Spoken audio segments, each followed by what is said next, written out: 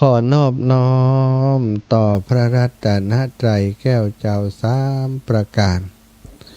น้อมเอาคุณพระพุทธเจ้าคุณพระธรรมเจ้าคุณพระสังฆเจ้าคุณพระอรหันตเจ้าอริยสงฆ์เจ้าจุตนจุองค์ได้เมตตาแผ่ปรมีมาเป็นนวโลกุตตรธรรมปกเกล่าเกษาปกห่มหักษาครูบาอาจารย์พระมหาเถระพระเถ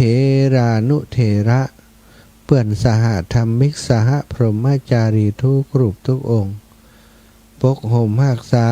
ศรัทธาสาธุชนคนดีเท่าแก่อีป่ออีแม่ทั้งหลายทุกท่านทุกคนติดตามรับฟังรายการสารธรรมยามค่ำยามดึก ตั้งสถานีวิทยุในเครือข่ายคลื่นสีขาวเพื่อชาวประชาซึ่งออกอากาศจากวัดปักตังเจริญอำเภอดอยหล่อจังหวัดเชียงใหม่ในเมตตาปารมีของครูบาอาจารย์ท่านพระครูอภิวัฒนวิกรมผอ.ผู้อำนวยการคลื่นสีขาว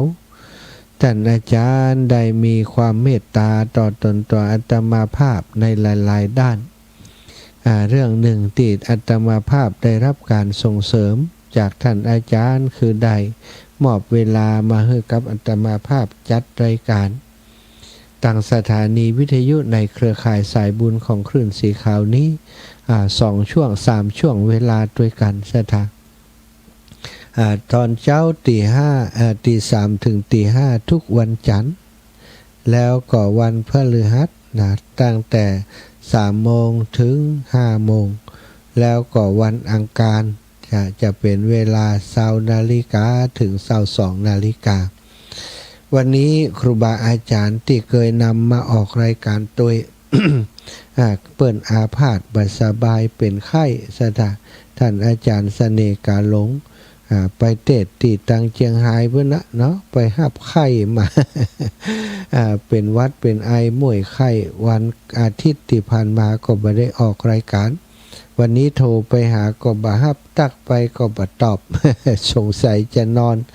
สมพิษไข้อยู่ก็เลยบ่ได้ฮับสายประสานไปหาท่านอาจารย์พระครูสถาพรพัฒนรังสีวัดใหม่พัฒนาตำบลยางคามท่านอาจารย์ก็บอกว่าวันนี้ไปเทศงานศพ ประสานไปที่ตุลุงแดงตุลุงก็บอกเต้าเอกสารเต็มโต๊ะเตรียมจัดการเรื่องเอกสารจะมีการเข้ากรรมเข้าเกิมวันใดก็ไม่แน่ใจประมาณเดือนธันวาก็เลยเบาสะดวกเอาเป็นว่าวันนี้ถึงไผจะกายก็ตามจะรำคาญก็แล้วแต่ จะนั่งเป็นเพื่อนนี่2 ชั่วโมงเนาะกับศรัทธาญาติโยมทุกคนทุกท่านติดตามรับฟังรายการอยู่ก่อนอื่นและก่อนอ่านก่อนยิ้มก่อนอ่านตาหวานก่อนเปิดยิ้มเสียเถิดก่อนจะเปิดจดหมาย ยิ้มกับชีวิตดีๆที่ผ่านเข้ามาเรื่องราวดีๆที่ผ่านเข้ามาในชีวิตของเราในวันนี้หลายๆคนก็อาจจะมีโอกาสได้สร้างสมอย่างตานะปารมีศีลปารมีภาวนาปารมีมาตามสมควรแก่เหตุตามสมควรแก่เวลาที่ได้กระทำปั่มเปงโอกาสที่ได้กระทำปั่มเปงในวันนี้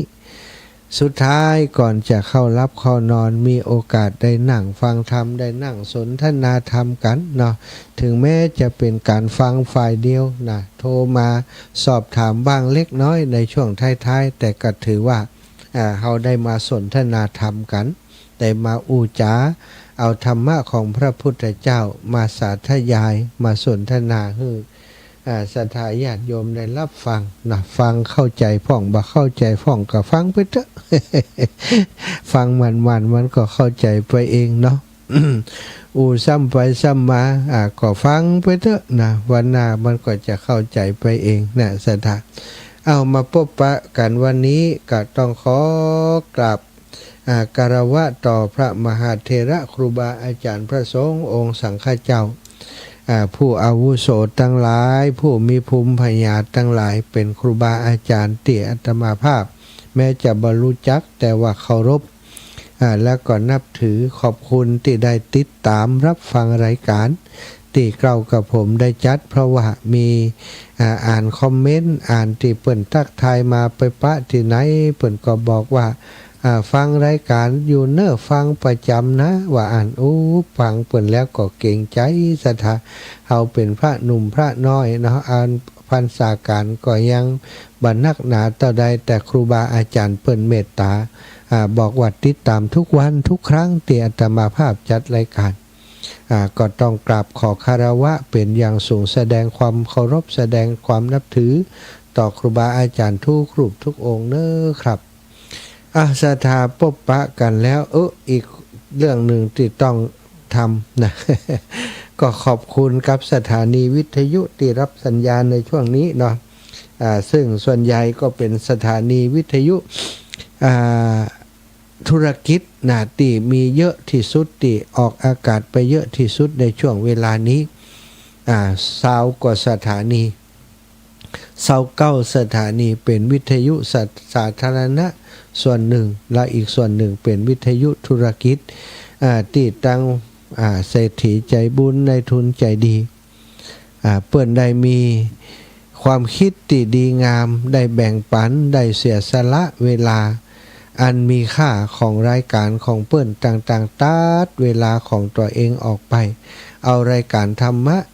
เข้าไปใส่โดยมอบหมายโดยถวายเวลาให้กับท่านผอ.คลื่นสีขาวท่านอาจารย์พระครูอภิวัฒนวิกรมเอามาจัดสรรแล้วก็สรรหาครูบาอาจารย์มาจัดรายการส่งไปยังบ้านยังจองของสถาพี่น้องอีป่ออีแม่ทั้งหลายเชียงใหม่เกือบจะทุกอำเภอลำพูนก็เช่นเดียวกันไปถึงเมืองลี้ปุ่นสถา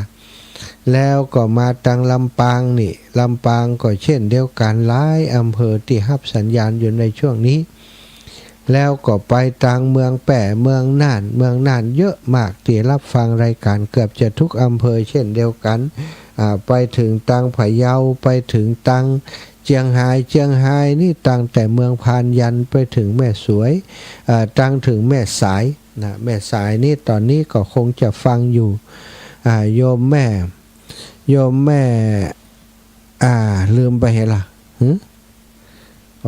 ลืมไปละนะอยู่แม่สายอยู่แม่สายเนอะโยมแม่อำพรแซ่บ มันมีแม่อำพรบุญหมื่นแล้วก็วันชื่อเหมือนกันจะนึกอยู่นามสกุลอะไรอย่างเนาะก็ฟังติดตามอยู่ตลอดโยมแม่บ่ได้หันหน้ากันแต่โทรอูกันเหมือนกับสนิทสนมกันนี่ก็เป็นสายสัมพันธ์ที่เกิดจากการฟังธรรมนี่แหละแล้วก็โยมแม่เนาะที่โทรมาทุกวันให้กำลังใจสอบถามเรื่องสุขภาพต่างๆด้วยความห่วงใยโยมแม่ครูอาลีพันธ์ศรีวิริยะใหม่เนอะแม่ครูพวงทองปอครูโอภาสนี่คณะครูก็มีเยอะนะติดตามรายการอยู่ตังเชียงใหม่ก็เช่นเดียวกันครูบาอาจารย์เยอะที่เปิดฟังรายการคนเฒ่าคนแก่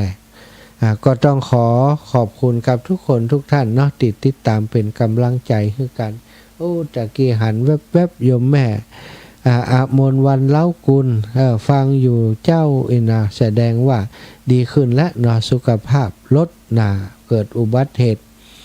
ขับรถไปเสยท้ายตุกไม่เป็นไรนะแต่คนขับมอเตอร์ไซค์เกือบบดีปกติขับรถเก่งออกทางหลวงทางใหญ่แต่วันนั้นจะได้ไปมาบ่ฮู้ได้ขับรถมอเตอร์ไซค์ถ้าจะเมอเนาะรถกับพอดีรถตุกเปิ่นชะลอจะเข้าปั๊มน้ำมันอีแม่ชะลอบัดตันห้าวตูดห้าวก้นรถตุกนะตุกก็ใจดีอยากเปิ่นโจรท่มป๊บตุกก็ไปหาที่จอดก็ลงมาช่วยมีน้ำจิตน้ำใจบอกว่านอนกลางคืนนอนบันลับเลยกว่าอีแม่จะเป็นไอ้ยังแจ้งบ่าเจ้ามาเยี่ยมอีแม่มาดูแลแหมเนาะสถานอันนี้เรียกว่าคนมีบุญนะ ตกน้ำบ่ไหลตกไฟใหม่บ่ไหม้รถมอเตอร์ไซค์จนรถตุกๆก็เป็นหยังนะกระดูกซี่โครงที่แรกว่าจะหักแต่ปรากฏว่าดูไปดูมาประมาณว่าร้าวบ่ได้อยู่ได้อยู่แล้วก็สมองก็บ่เป็นอย่างบ่กระทบกระเทือนเนาะตอนนี้น่าจะดีขึ้นเยอะแล้วยังบ่ได้ไปเยี่ยมคำเตือนเหมือนกันเนอะโยมแม่อมนวันเล้ากุลแสดงความอาลัยต่อการเสียชีวิตจากไปจากของปอสนชัยสวรรค์แฟนรายการคลื่นสีขาวของเฮาอำเภอแม่สวยโอ้ศรัทธาอาตมาตั้งใจบอกโยมน้องสมพินบุญทาแม่สวยว่าตุปีจะไปวันเสียเพื่อนเนอะวันนี้บ่ว่างแต่เนี่ยการวางสายได้สักกรรมไม่ตกใส่หัววะ ตกใส่หัวก็ไปยิบ5 เข็มศรัทธาญาติโยมเป็นไม่แงะนาซีนะถ้าไม่ซักก็คอจะเบาอยู่อันนี้ไม่แงะมันนักเนาะสัตว์เข้าหน้าผากนี่ได้แผลเวอะวะเย็บไป5 เข็มก็คิดว่ามันเป็นอย่างน่าจะไปงานได้อยู่นะเพราะว่าห่างกันแหมวัน2 วันปรากฏว่าแหมวันมันเกิดอาการมึนหัวอย่างใดบ่ฮู้ศรัทธาเขามันเป็นความดันก็ว่าเป็นอันที่มันเจ็บหัวมึนหัวเจ็บหัวก็ไปหาหมอก็ไปเอ็กซเรย์เข้าเครื่องปรากฏว่าก็เป็นหยังเก่า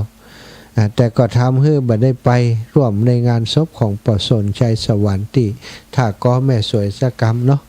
ขอสุมาอภัยแล้วก็แสดงความไว้อาลัยต่อการเสียชีวิตจากไปของปอสนขอโยมแม่ผงเทพประสานในอาจารย์ว่าจะมาเราลืมโทรศัพท์ไว้ที่วัดแล้วก็ไปโรงพยาบาลทุปิตะวันมาเล่าให้ฟัง เพื่อนโทรหาผมเพื่อนเดียดประทุอีก แล้วมีโอกาสทางหน้าจะไปเยี่ยมเนอะอย่าผงเทพประสานเนาะมันเป็นเหตุสุดวิสัยจริงๆมันถ้าไปหาหมอถ้ามันเป็นอย่างนักมันก็จะลำบากเดินทางไประหว่างทางก็กลัวมันจะเจ็บจะอย่างขึ้นมามันก็จะไปหาหมอบัดตันเนี่ยเนาะก็เลยแต่ว่าตอนนี้อาการดีขึ้นแล้วเนอะสถานเป็นอย่างละแผลก็แห้งละอาการมึนหัวเจ็บหัวก็มีละปลอดภัยดีถ้าไม่ได้สืบชะตาก็อาจจะเมี่ยนคำหั่นเขาหลายคนก็บอกว่าเต้านี่อาจารย์ตุลุงแดงปัดข้อนี่ดีตะไอ้หรอ ตุลุงแดงหลวงปู่เมตตามาสืบชะตาฮึก็แปลกดีเหมือนกันนะศรัทธาอาตมานี่จะมีท้ายปีเนี่ยส่งท้ายปีด้วยเรื่องราวที่ต้องเจ็บตัวเกือบทุกปีเลยเนาะปีก่อนตกหลังคาเพราะจะตาย ปีนี้ก็ว่าโอ้ไม่ตกใส่หัวแฮมนั่งร้านก็แป๊บเดียวแต่นาศรัทธาอาตมาอยู่ตั้งหลุมส่งอุปกรณ์ไปให้เปิ้นเปิ้นอยู่ตั้งบนมันก็มาล้มตอนที่อาตมาหลอดไปส่งไม้ให้เปิ้นนะไปนั่งงานส่งไม้เอาไม้ส่งให้คนที่เปิ้นอยู่ตั้งบนเปิ้นเหยียบไม้ลุดไม้ตัวเตียนมันตกใส่หัวอาตมานี่บ่ได้จดเล็กมันมันลื่นเนาะตั้งปื้นมันเป็นไม้ไผ่ที่เป็นนั่งร้านเนี่ยมันก็ลุดลงมาป๊อบโอ้โหสุดเลยนะเลือดปุ่งออกมาเลยน่ะหูยแย่จะได้ก็เอาเสื้อมาปันพอแผลกว่า ตกใจ กว่าเขาตกใจว่าเขาหันแผลเอาเสื้อมาปันเลือดย้อยออกจากเสื้อผ้าเตียนเอามาปันเนี่ยเลือดย้อยมาติ๋งตลอดตังไปหาหมอหมอซ้ำฮือกำลังใจดีปะโตอยากเปิดผ้าโอ้ยเลือดออกสะบุนว่ะ ออกแต่ออกว่าหมอสะบุนห้ามเลือดก่อนเด้อเนาะ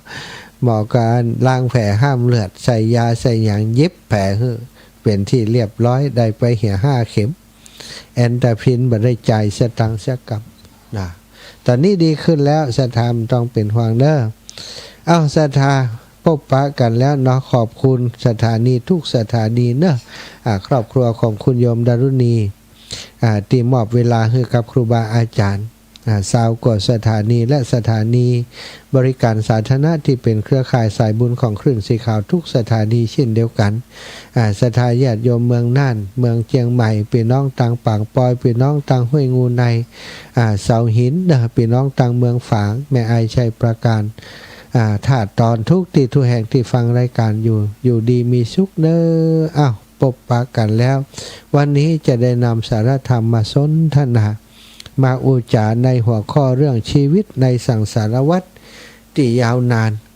สถาญาติโยมชีวิตในสังสารวัฏที่ยาวนาน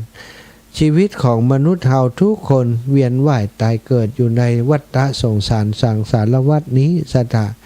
พระพุทธองค์ทรงตรัสว่าถ้าเอากระดูกเฮาเนี่ยติดตายแล้วตายแหมตายแล้วตายแหมมากองเนี่ยนะถ้ามันบ่ย่อยสลายไปเนี่ยถ้าเอามากองรวมกันเนี่ยยิ่งใหญ่กว่าภูเขาสิเนรุนะที่สูงต่างงานเพราะจะลดฟ้าอันนั้นแหละคือวัฏสงสารของมนุษย์สถาติเวียนว่ายตายเกิดอยู่เนี่ยอยู่ในวัฏสงสารเนี่ยอาการเวียนว่ายตายเกิดบางครั้งบางทีเขาก็เกิดเป็นสัตว์บางครั้งบางทีก็เกิดเป็นมนุษย์เกิดเป็นเทวดาทุกสิ่งทุกอย่างได้ผ่านมาแล้วหมดแม้กระทั่งโพธิสัตว์แม้กระทั่งพุทธเจ้า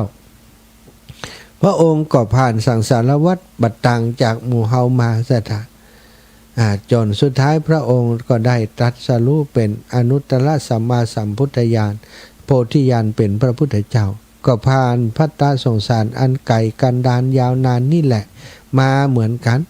พระองค์จึงบอกว่าการเวียนว่ายตายเกิดในวัฏสงสารเป็นสิ่งที่น่ากลัวอย่างใดบางชาติเกิดไปเป็นลูกของคนยากจนต้องลำบากตากตำบางชาติถูกทำร้ายถูกรังแกถูกข่มเหงบางชาติก็อาจจะดีน้อยได้เป็นพ่อค้าขาบดีบางชาติก็อาจจะดีขึ้นมาเป็นราชามหากษัตริย์นี่สัตว์แล้วแต่ว่าชาตินั้นเขาจะเกิดเป็นอย่างบุญหนุนส่งให้เขาได้อยู่อย่างใดเป็นอย่างใดแต่ว่าวัฏสงสารนี้ยาวนานเหลือเกินพระพุทธองค์ท่านสอนว่าสอนไว้ในสังยุตตนิกายความว่าภิกษุทั้งหลายถ้าเธอหันคหบดีมั่งคั่งสมบูรณ์หันพระมหากษัตริย์หันภัยต่อภัยขอให้คิดว่าอย่างนี้เฮาก็เคยเป็นมาแล้วในสังสารวัฏที่ยาวนานนี้ถ้าไปหันคนยาจกจากจนเข็นใจคนทุพพลภาพคนกำพร้าคนอยากจนก็ให้นึกอย่างนี้ว่าเฮาก็เคยเป็นคนกำพร้าอยากจนเข็นใจอนาถานี้มาแล้วทั้งสิ้นโดยที่สุดแม้แต่การเป็นสัตว์สุนัขขี่เลื่อนเราก็เคยเป็นมาแล้วอันนี้เป็นพระดำรัสสถาญาติโยมภิกษุทั้งหลายถ้าเธอหันคหบดีมั่งคั่งสมบูรณ์หันพระราชามหากษัตริย์หันใครต่อใครขอให้คิดว่าอย่างนี้เราก็เคยเป็นมาแล้วในสังสารวัฏที่ยาวนานนี้ถ้าไปเห็นคนยากจนเข็นใจคนทุพพลภาพคนกำพร้ายากจนก็ขอให้นึกอย่างนี้เราก็เคยเป็นมาแล้วโดยที่สุดแม้จะไปเห็นสุนัขขี้เรือนอย่างนี้เราก็เคยเป็นมาแล้วศรัทธาญาติโยมในข้อความที่ได้กล่าวถึงนี้อีปอยอีแม่พิจารณาให้ดีพระองค์ตรัสสอนภิกษุทั้งหลายภิกษุบางรูปบางองค์หันคหบดีเปิ่นร่ำรวยเปิ่นมั่งคั่งอยากจะเป็นคหบดีอย่างนั้นหันพระราชาสมบูรณ์มั่งคั่งอยากจะเป็นอย่างนั้นพระองค์ทรงเตือนสติว่าในสังสารวัฏที่ยาวนานนี้เฮาก็เคยเป็นมาแล้วไปใครอยากเนี่ยอย่างแหม ทำการฝึกฝนตนเองให้มันจบหลักสูตรบดีกะบ่ต้องไปเวียนว่ายตายเกิดแม้กระทั่งการเป็นยาจกเข็นใจทุพพลภาพเนี่ยสถาคนกำพร้ายากจนเขาก็เคยเป็นมาแล้วสุดท้ายไปหันใส่หมาขี้เลื้อนจะไปคิดว่าเฮาเคยเป็นมาก่อนเฮาก็เคยเป็นมาว่า อันนี้พระองค์ตรัสอย่างนี้เพื่อจะเตือนให้เฮาได้หันภัยในสังสารวัฏหรือในวัฏสงสารนี้ที่เฮาต้องเวียนว่ายตายเกิดซะทะเป็นสิ่งที่ในมุมมองของพระอริยะเจ้าทั้งหลายโดยเฉพาะพระพุทธเจ้าที่พระองค์ได้หันเหตุการณ์ในอดีตในปัจจุบันในอนาคตย้อนอดีตไปของไผก็หันหมดของไผก็หู้หมดของพระองค์ยิ่งหู้ใหญ่เลยบางพระชาติเป็นสัตว์เล็กสัตว์น้อยนกหนูหูปีกเป็นลิงเป็นแมงไงอย่างต่างๆนั้นนะเป็นลิงสองพี่น้องกตัญญูที่โดนยิงสัทธาพระองค์ก็เคยเป็นลิงมาแล้วนี่พระพุทธเจ้านกกระจาบลิงนกคุมเนาะเป็นมาบอกว่ากี่อย่างเฮาก็เหมือนกันนะเขาจะไปเกิดว่าโอ้พระโพธิสัตว์พุทธเจ้าเป็นอย่างนี้เฮาไม่เป็นเลือกได้เกิดมาจุติมาแล้วเกิดจุติในต้องนกหนูหูปีกก็เป็นไปตามนั้นแม้กระทั่งสัตว์เลยคานหูก็ดีแมงแลนก็ดีเฮาคงจะเคยเป็นมาแล้วเหมือนกันอีปอยอีแม่หลายๆคนสังเกตพอนะไปอยู่ที่ไหนมาด้วยเป็นหมูเนี่ย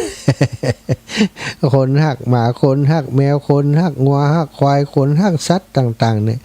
เขาหักสิ่งใดลองสังเกตพอเถอะสัตว์ทำไมเขาถึงหักทำไมถึงชอบเป็นบอกพฤติกรรมที่มันเกิดขึ้นนั้นเมื่ออดีตก่อนสมัยเก่าเมื่อประเมินหรอกนะในชาตินี้ย้อนหลังไปบ่เกิน5 ชาติเฮาต้องเกิดเป็นสัตว์ชนิดนั้นแล้วก็มีความคลุกคลีมีความผูกพันมีความห่วงหาอาทรมีความอาลัยต่ออัตภาพนั้นมีเปื่อนมีฝูงมีน้องหนุ่งสุ่งซองที่เป็น เป็นสัตว์ชนิดนั้นพอเฮามาเกิดเป็นมนุษย์มันความผูกพันเก่าอย่างเก่าๆที่มันมีอยู่มันก็ทำให้เฮาจะฮักสัตว์ชนิดนั้นเป็นพิเศษนี่เนาะอาตมานี่ก็สงสัยเหมือนกันนะเลี้ยงหมาหยับเป็นหัวโปหมาอย่างนี้มันมีความเปลี่ยนไปได้ในวัฏสงสารทุกคนสัตว์ทุกคนเป็นเคยเป็นผ่านมาแม้กระทั่งหมาที่ลำบากก็คือหมาขี้เลื่อนนี่อย่างนี้เขาก็เคยเป็นมาแล้วนี่พระพุทธองค์ทรงตรัสอย่างนี้มันเป็นเพื่อนเก่าเฮาทั้งนั้นข้างบนที่สูงขึ้นไปก็เคยเป็นข้างต่ำที่อย่างว่าเนี่ยเฮาก็เคยเป็นมาแล้วก็จะไปอิจฉาริษยาไผจะไปดูหมิ่นไผบ่ต้องไปอิจฉาบ่ต้องไปริษยาคนที่เปิ่นมั่งคั่งร่ำรวยหรอกบ่ต้องไปอิจฉาราชามหากษัตริย์หรอกเฮาก็เคยเป็นมาแล้วนี่สัทธาบางอัตภาพเขาอาจจะไปเกิดจุติอยู่ในรั้วในวังเนี่ยก็เป็นไปได้เหมือนกันนะเพราะอัตภาพนี้หรือว่าสังสารวัฏมันยาวนานมีอาจารย์ท่านหนึ่งได้เล่าไว้ว่าสมเด็จพุทธจารย์โตท่านนี้เดินไปผ่านสุนัขนอนขวางตางอยู่นอนขวางตางท่านอยู่ท่านก็เดินเข้าไปไกลบอกว่าพ่อเจ้าประคุณเอ้ยขอลูกผ่านไปหน่อยเถอะ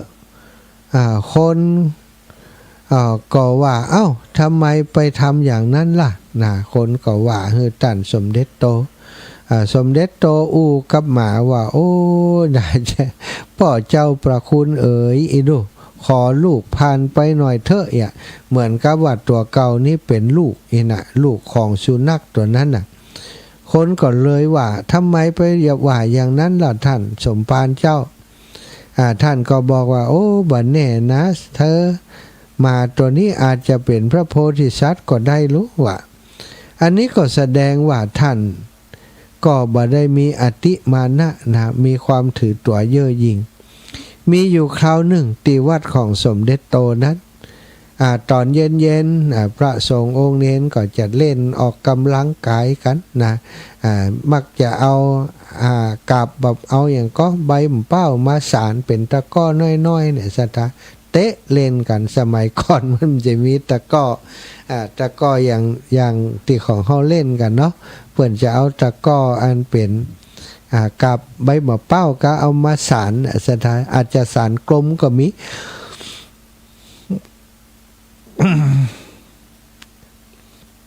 บางคนก็สารเป็นเหลี่ยมบางคนก็สารเป็นกลมแต่ก็เอามาเตะเล่นกันบางผ่องก็เอาผ้ามาปันเตะเล่นกัน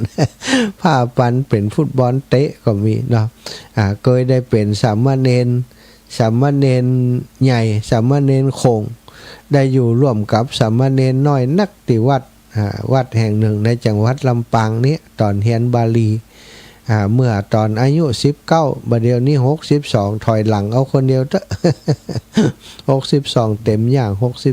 63ได้อยู่วัดแห่งหนึ่งได้เรียนบาลีมาแล้งมาอาบน้ำด้วยกันอาบน้ำบ่อตากน้ำมาอาบกันก่อนจะอาบน้ำมันรอคิวกันหลายห้องที่ไปรอก็เล่นเอาอย่างเอาผ้ามาปันเตะเป็นบอลก็มีเตะเป็นตะก้อก็มีสตามีสปะสเปดมุกเตดมะละกอที่จะเล่นกันนะปั้มกันชกมวยกันเนี่ยหลวงป่อมหัน ด้านหลวงป่อหันก็โดนไล่ชับพ่องไอ้ยาพ่องบางเทื่อหลวงป่อก็แข้งกะลิเอาหูไปนาเอาตาไปไล่มาตั้งหลังที่เขาเล่นกันอึกอักเนี่ยนะเปิ้นก็แข้งบ่หันในเรื่องนี้นะที่สมเด็จโตนี่นะที่วัดของท่านนะตอนเย็นก็พระสงฆ์องค์สังฆเจ้าสามเณรน้อยตั้งหลายก็เตะตะก้อกันหลวงตาท่านเจ้าคุณสมเด็จก็หันอยู่เจ้าบ้านแต่ว่าบัดได้เดือดร้อนอะไรยังพอเจ้าบ้านไปหันก็เป็นเรื่องเนาะก็มาฟ้องสมเด็จไปนั่งไปบอกให้สมเด็จว่าโอ้อย่างบัดได้เรื่องนะบัดได้เรื่องบัดได้เล่าบัดท่าแล้วศรัทธาญาติโยมหันภาพอย่างเขาจะบัดใส่บาตรเอาหนาท่านเจ้าประคุณจะได้ว่าให้เขาพ่องล่ะเจ้าประคุณก็ยิ้มบ่ได้ศรัทธาบ่ว่าหยังรับไปพิจารณาเดี๋ยวจะบอกเขานะเดี๋ยวจะบอกให้นะวะศรัทธาที่มาฟ้องก็กลับไปแล้วก็มาฟ้องใหม่แหมหันก็มาฟ้องแหมพระสมเด็จว่าอย่างเขาก็เดี๋ยวจะบอกให้นะศรัทธาอยู่มาวันหนึ่งท่านเข้าไปในวังสมเด็จโตนี่เป็นพระสมเด็จที่อยู่ในวังหรอศรัทธาเข้าวังออกวังอยู่เป็นประจำนะรัชกาลที่3ที่4นี่จนถึงรัชกาลที่5นั่นแหละศรัทธาสมเด็จโตมาวันหนึ่งท่านเข้าไปวังได้จีวรผ้าไหมมาตอนเย็นท่านก็เอาผ้าไตรผ้าไหมนั้นใส่พานไปวางไว้กลางวงที่เขาเล่นตะก้อกันท่านเลยศรัทธาแล้วก็กราบแล้วก็บอกว่าโอ้ยพ่อเจ้าประคุณเอ๋ยเตะตะก้อสวยเหลือเกินลูกบ่มีไอ้อย่างจะฮื้อรางวัลขอถวายผ้าไตรนี้ตั้งแต่นั้นมาศรัทธาญาติโยมพระภิกษุสงฆ์องค์สามเณรเลิกเตะตะก้อกันนี่ศรัทธาสมเด็จโตนี่คือเอาชนะโดยอุบายนะบางคนอาจจะดูถูกคนยากคนจนหันคนจนก็เหยียดหยามถ้าคนคิดเป็นเขาก็จะคิดว่าเขาอาจจะมีดีคนจนเนี่ยมีความพยายามเหนือเขาก็ได้แต่เนื่องจากเขาทำงานที่มันบัดส่งเคราะห์มันบัดทำให้เขาได้รวยเขาถึงได้เป็นคนจนหรือว่าเขาอาจจะทำงานทีหลังหรือเขานั้นบัดได้รับมรดกจากบรรพบุรุษเหมือนเขาก็ได้ฉะนั้นเขาก็ยังยากจนอยู่คิดใดแบบนี้ก็จะบ่ได้ดูถูกคนจนซะนะเขาจะไปลืมว่าเขาก็เคยจนมาก่อนเนี่ยถ้าเขาดูถูกคนจนก็เหมือนกับดูถูกตัวเก่าที่เคยเป็นอย่างนั้นมาก่อนยิ่งรวยนี่คนจนยิ่งคนรวยตั้งหลายซะนะถ้าบ่มีคนจนทำงานฮื้อบ่มีคนจนเป็นฐานฮื้อจะเป็นคนรวยได้อย่างไรเนาะยิ่งรวยนี่คนจะเป็นคนจนจะเป็นฐานคือเขาได้อาศัยแรงงานคนจนเป็นฐานได้ทำอะไรอย่างต่ออะไรอย่างต่างๆได้สำเร็จลุล่วงได้กำไรนะปล่อยเลี้ยงนายทุนเปิดบริษัทรับเหมาก่อสร้าง คนที่ทำงานก่อสร้างมันจะปวดเลี้ยงเนาะนะคือคนหลักยาคนที่เป็นศาลาเป็นกรรมกรต่างๆปวดเลี้ยงนี่ก็ได้จากการที่เป็นคนคิดราคานะได้รับส่วนต่างจากค่าแรงของลูกน้องนั้นก็มาเป็นกำไรสร้างความร่ำรวยให้ตัวเก่าแม้กระทั่งเจ้าของบริษัทห้างร้านโรงงานห้างสรรพสินค้าใหญ่โตมโหฬารต่างๆก็อาศัยฐานจากคนทำงานที่เป็นคนจนนะสถานไปเป็นจิ๊กซอเป็นเครื่องเป็นอย่างถ้าเป็นระบบการทำงานนี่เป็นเรียกว่าเป็นแรงงานนะเป็นแรงงานที่ทำให้เกิดการผลิตได้อย่างมีประสิทธิภาพพอผลิตของได้อย่างมีประสิทธิภาพเปิ่นก็เอาไปขายใครขายสร้างฐานะสร้างความร่ำรวยให้กับตัวเก่าก็อาศัยกำลังจากคนจนถ้าบ่มีคนจนซะท่ามันก็มีคนรวยคนรวยต้องอาศัยคนจนถ้าเขาไปดูถูกดูแคว้นคนจนเหี้ยซะท่าเขาจะเอาไผมาทำงานให้เขาถ้ารวยคนแต่ละคนก็รวยเหมือนกันหมดเขาจะไปจ้างไผนี่โลกนี้จึงมีคนรวยคนจนคนปานกลางอยู่ในสังคมเดียวกันนี้ถ้าคิดเป็นจะมองอย่างแบบหันชัดปัญหาอยู่ที่คิดบ่ออกเพราะกิเลสตัวนี้มันปิดหูปิดตามดบางคนเกิดมาสวยงามก็ลงตัวเองนะดูหมิ่นดูถูกคนกิเลสแต่ถ้าเขาคิดเป็นเขาจะต้องคิดว่านะการมีคนกิเลสก็ดีเหมือนกันนะนี่ทำให้เฮารู้สึกตัวว่าเฮานี่สวยยิ่งขึ้นและเขาก็อาจจะมีคุณสมและก็ถ้าอาจจะคิดว่าคุณกิเลสนี้ก็มีคุณสมบัติดีๆหลายอย่างคนกิเลสบางคนนี่เรียนหนังสือเก่งนะสถานเรียนหนังสือเก่งมีหลายอย่างคนกิเลสนี่ ใจว่าเขาสวยแล้วเขาจะเก่งกว่าเขาลูกคนเก่งนี่มันจำเป็นจะได้วัดกันที่ความสวยงามหรือว่าจะขี้เละถ้าเขาไปดูถูกคนอื่นว่าขี้เละบ่สวยบ่งามบ่คบบ่หาบ่เป็นเพื่อนแกล้งฉันคือแกล้งนางฟ้าต้องมีคนสวยเท่านั้นอันนี้เป็นการเข้าใจผิดเป็นการเข้าใจที่บ่ถูกต้องจะสวยก็ตามจะขี้เละก็ตามสถาทุกคนนั้นมีคุณค่ามีชีวิตมีศักดิ์ศรีในการอยู่บนโลกใบนี้เท่ากันนะบักวันที่จะมา ดูถูก หรือว่าไปตีค่าราคาคนอื่นต่ำตีค่าราคาตัวเองสูงมันเป็นสิ่งที่บดีมันอยู่ที่ความคิดเป็นถ้าคิดเป็นแล้วกิเลสตัวนี้ก็จะลดลงความถือดีความถือตัวนี่สะถ้าเฮาคิดเป็นมันก็ลดลงได้ง่ายเพราะในสังคมเฮาต้องมีคนทุกจำพวกอยู่ในโลกใบนี้คนทำอาหารคนกวาดถนนคนกวาดขยะทำอย่างทุกอย่างคนขับรถเมล์คนขับแท็กซี่คนเป็นนายก ต้องหลากหลายแล้วแต่ว่าใครจะไปอยู่ตรงไหนอยู่ที่บุญวาสนาการสั่งสมมาของแต่ละคนความรู้ความสามารถของแต่ละคนมันแตกต่างกันแต่ทุกคนก็ต้องทำหน้าที่ให้กับสังคมอยู่ได้ต่างคนต่างก็ทำหน้าที่ถ้าเขาทำหน้าที่ได้ดีที่สุดอันนั้นแหละสถาคือเกียรติยศของเขาของคนคนนั้นที่ได้เกิดมาบนโลกใบนี้แล้วทำหน้าที่ของตัวเองให้ดีที่สุดเพราะฉะนั้นพระพุทธเจ้าจึงสรุปเอาไว้ว่าคนจะดีหรือเร็วเพราะชาติตระกูลก็หาบ่ได้หาไม่ได้บ่ใจเพราะชาติตระกูลคนจะดีหรือเร็วก็เพราะการกระทำของตนในบาลีว่านะชัจจาวะสโลโหตินะชัจจาโหติพรหมโนกุมกัมมุนาวัสโลโหติกัมมุนาโหติพรหมโนชาติตระกูลก็เหมือนกันบางคนก็เกิดในตระกูลต่ำแต่ว่าเขาเป็นบุคคลอาชนัยได้เหมือนไฟที่เกิดจากเชื้อที่กล่าวมาแล้ว ฉะนั้นการคิดเป็นและการไม่ดูหมิ่นผู้อื่นจึงสำคัญนะศรัทธาอันนี้เป็นบทความนะจากหนังสือคุณสมบัติของผู้มุ่งสันตบททางของผู้ปรารถนาความสงบโดยท่านวสินทร์อินทรสละสรุปให้ฟังตอนท้ายนี้นะได้นำมาฝากมาแบ่งปันท่านวสินทร์อินทรสละนี่เป็นครูบาอาจารย์ประเรียนธรรม9 ประโยคสถาเป็นนักคิดนักเขียนสมัยก่อนจะมีนักเขียนสักคนหนึ่งนี่โตอยากนะสถาแต่ท่านวสินทร์อินทรสละนี่เขียนหนังสือนี่หลาย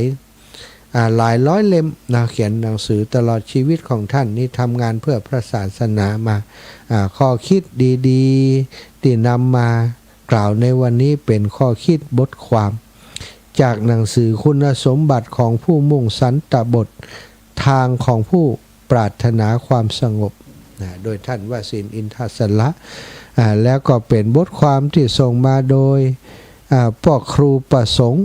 เทพศิริเปิ้นหุ้มส่งบทความแล้วก็เป็นบทความที่ดี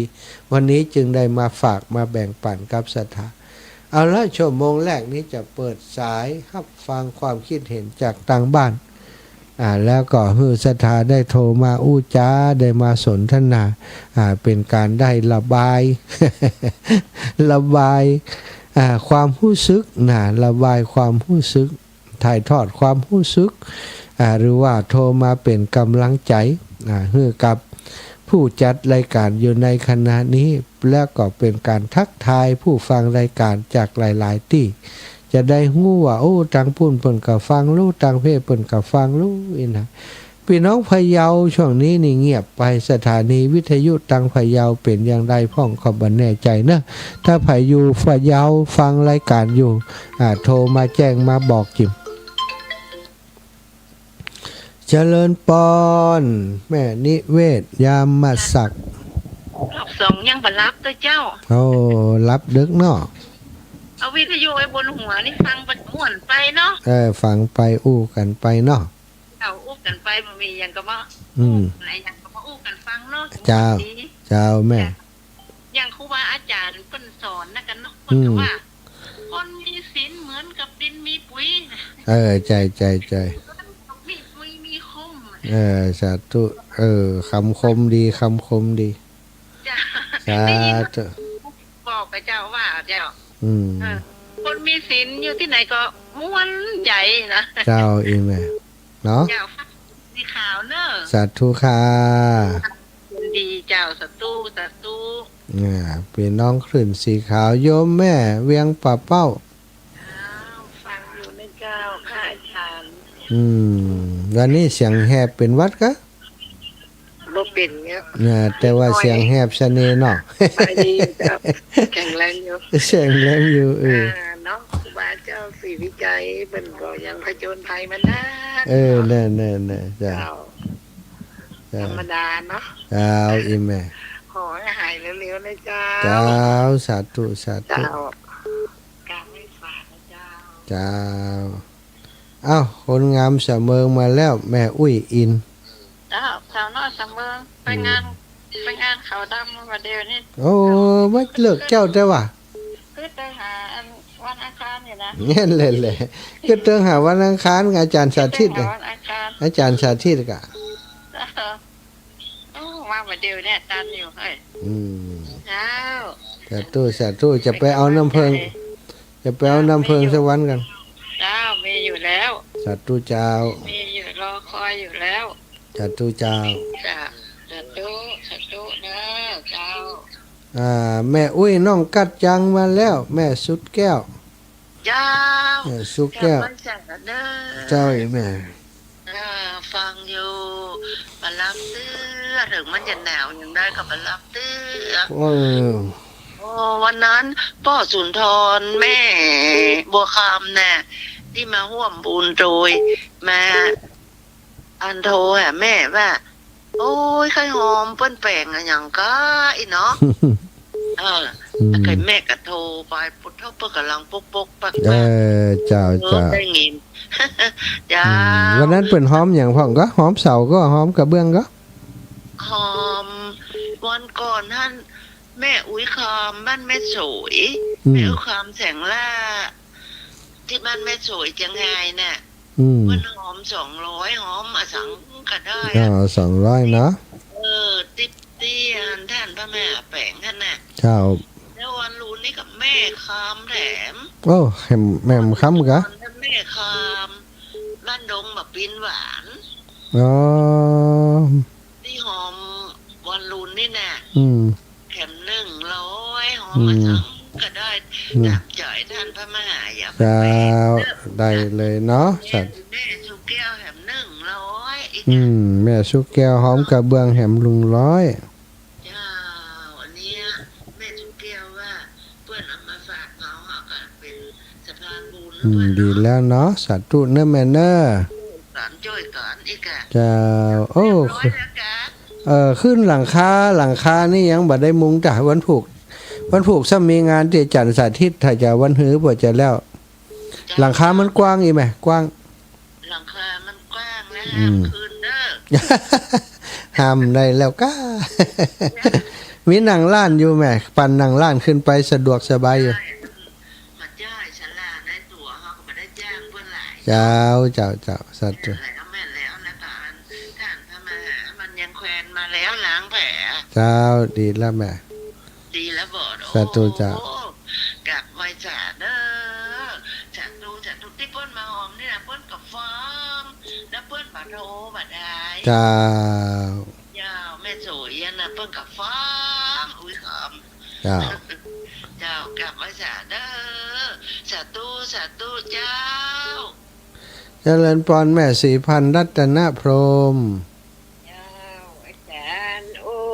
เข้าใจดีเนอะ เข้าใจดีเนาะอย่าไปดูถูกไปเนาะเตะมาก็ห้ามเตะนะ เจ้า ตีก็ห้ามตี ใจ อืม หาซื้อไหนมาได้แล้วธรรมะเนี่ยเอาไว้ในจิตใจ โอ้ดีแล้วดีแล้ว เจ้าเอาธรรมะเป็นคู่ชีวิต จ้าขอบคุณอย่าเนอะ เจ้าทีวีทุกหมดดูเลย อืม อะ น่ะทีวีมีไฟดูแล้วเดี๋ยวนี้เนาะ เจ้า เออ ที่รับเด้อ โอ้อาศัยธรรมะเนาะ แบบที่แม่เลยเจ้า โอ้สัตว์ตัวอย่าอายุยืนยาวเนอะบุญรักษา แม่ได้ร้อยพ่อได้เก้า ดีแล้วอ้าวปันสายคนอื่นก่อนแม่สายทองมาแล้วพี่น้องห้วยกา เจ้าร อยู่มันรับเตอร์ได้ยินว่าโอ้อินดูธรรมะ อินดูแหมมออะไรอินดูตกหลังคาอันต้นไม่บุกหัวกะ อินดูธรรมะ เออ อันยังตินนี่เนออันไรที่นั่นหลวงปู่ได้มาวะฮะ มาหลวงปู่ปีนี้ เจ้า กะว่าจะให้เสร็จกลางเดือนท่านไว้นะปู่ว่านะ เจ้า เจ้า จะได้อัน เจ้าย าไว้แถมเจ้า สาธุเจ้าแม่ ไว้สานะไว้ปรุงโหไว้หัวเต็งนี่เลย ดีแล้วเจ้าบุญรักษาปีนี้มีกระถาเพิ่มแฮม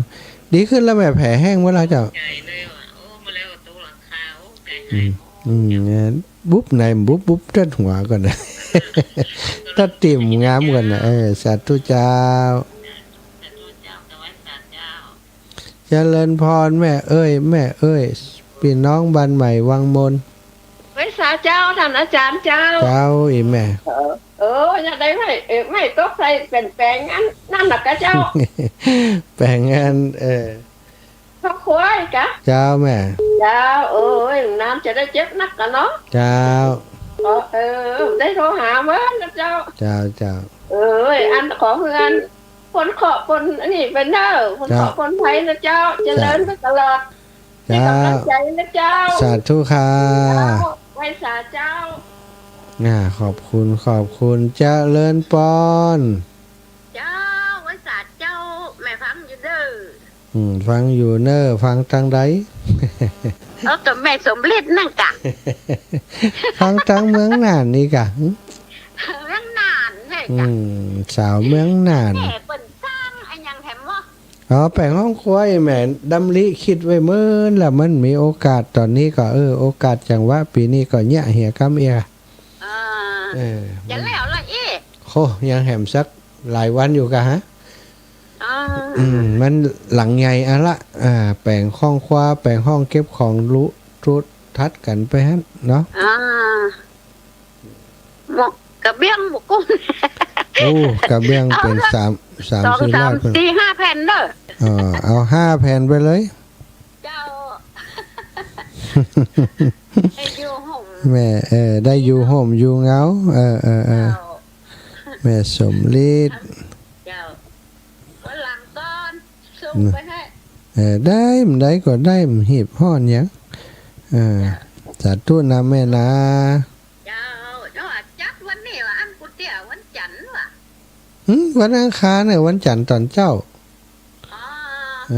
อังคารนี่ตอนกลางคืนนะกะลืมกันยังได้นี่ฮะแกลืมนั่นน่ะลืมนั่นน่ะไปศาลเจ้า สาธุเจ้าคนขี้ลืมเจริญปอนโยมแม่จันปางิ้ว เจ้าไว้สาเจ้ายังได้พ่อได้เจ็บได้ถุงติ๊กๆนี่ได้5 เข็มอยู่มันได้ก็มันเป็นเนี่ยการก็เจ็บอ่ะเจ้าการได้ก็ได้เจ็บอ่ะเจ้าอีแม่ก็สบายดีก้าติดตามอยู่แม่กำลังเข้าที่นอนนี่มัดปวดหัวอยู่เจ้าเอาไว้จะไปการอยู่ก็เจ้านี่ไปอยู่ผู้ก็ไปอยู่แม่สาวดีขึ้นก็แม่ดีขึ้นหนูปอนเดินได้ทีเดียวนั้นแล้วลูกเดียวมันได้ละบรรยากาศได้อยู่ได้วันนั้นไปหอแอปออกออยลูกเจ้าโอ้ยเจ้าหนังหอได้ลูกเดียวของเขาเจ้าช่วยลูกไปในนั้นนะแกเนาะสู้กันไปเนาะว่ากันไปเดินได้แต่กินได้อ่ะเอาละยังแคว้นทองกินได้ยังแคว้นตั้งใจกันนะค่ะเจ้าแม่บุญรักษาแม่นะเจ้าเวสเจ้าปีน้องดงมาดะแม่สุพันธ์สาธุเจ้าโยมแม่ดงมาดะเหงาหวานท่านมาอันนี้กระตุกอันนั่งร้านกระเจ้าตกไม่ตกใส่เที่ยวนี้มาขึ้นอยู่ทั้งหลุมเราเขาบุบเขาย่ำไม่ลุดลงมาน่ะไม่มันวิดหวามไม่กะเขาย่ำบานน้ำตรงย่ำพลดมันก็ลุดลงมาเจ็บนักก่อนนะเจ้าเจ็บแต้มนักแม่5 เข็มได้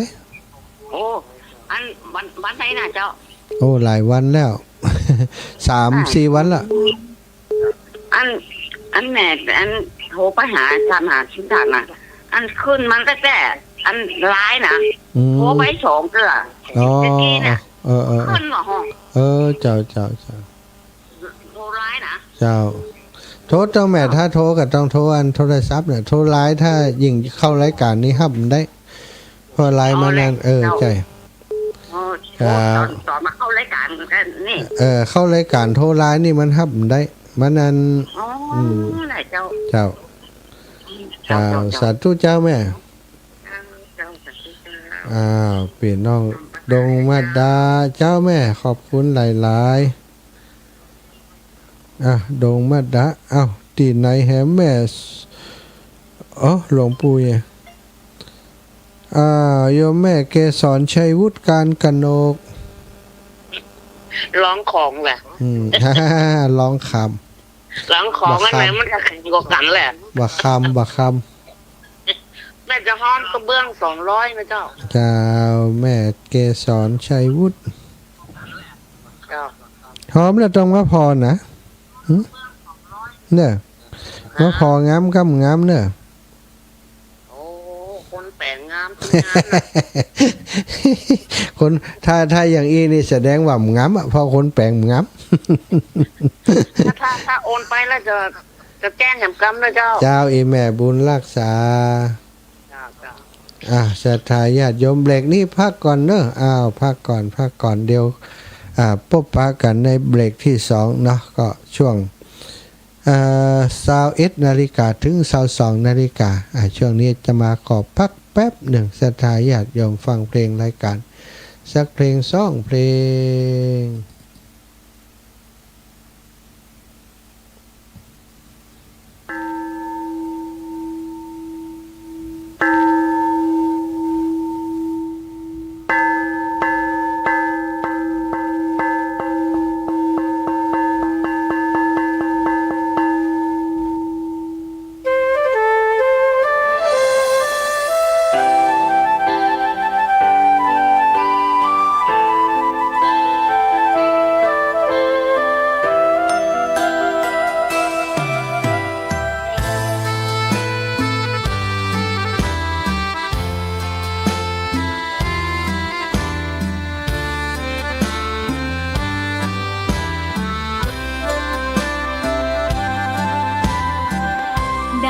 เกิดเป็นคนนั้นยากจริงนะเพราะพุทธศาสนายิ่งแสนยากเย็นคนไทยโชคดีที่สุดแล้วมีแก้ว3 ดวงงามเด่นมีวัดซึ่งเป็นนาบุญยิ่งใหญ่มีศาสนาพุทธประจำชาติไทยอยากหล่ออยากสวยเราต้องรักษาศีลอยากมีอันจะกินต้องหมั่นทำบุญทำทานเอาไว้เข้าวัดสวดมนต์ฝึกฝนสติให้ว่องไวรีบทำตอนที่เราทำเองได้อย่ารอจนตายถึงเข้าวัดว่าเข้าวัดยามเป็นจะได้เห็นแต่น้ำใจเข้าวัดยามตายจะได้เห็นแต่น้ำตาก่อนจะสายเกินขอเชิญมาใช้ชีวิตให้คุ้มค่าเจริญทานศีลภาวนาสั่งสมบารมีไว้ทำบุญตอนที่ยังมีชีวิตย่อมดีกว่ารอเขาอุทิศบุญให้อย่ามัวหลงเพลินเดินห่างวัดตัวอย่างชัดๆมีมากมายเข้าวัดตอนตายสายเกินแก้กรรม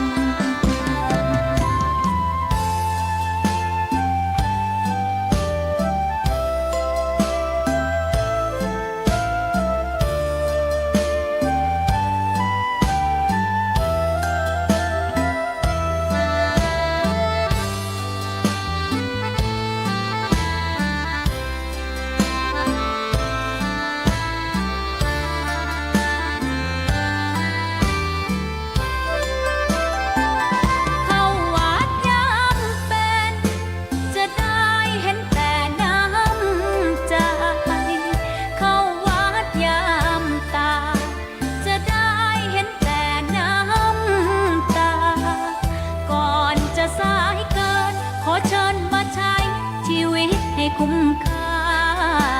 เจริญทานศีลภาวนาสั่งสมบารมีไว้ทำบุญตอนที่ยังมีชีวิตย่อมดีกว่ารอเขาอุทิศบุญให้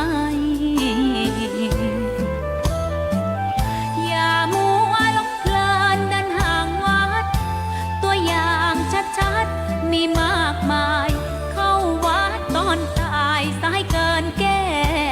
กรรม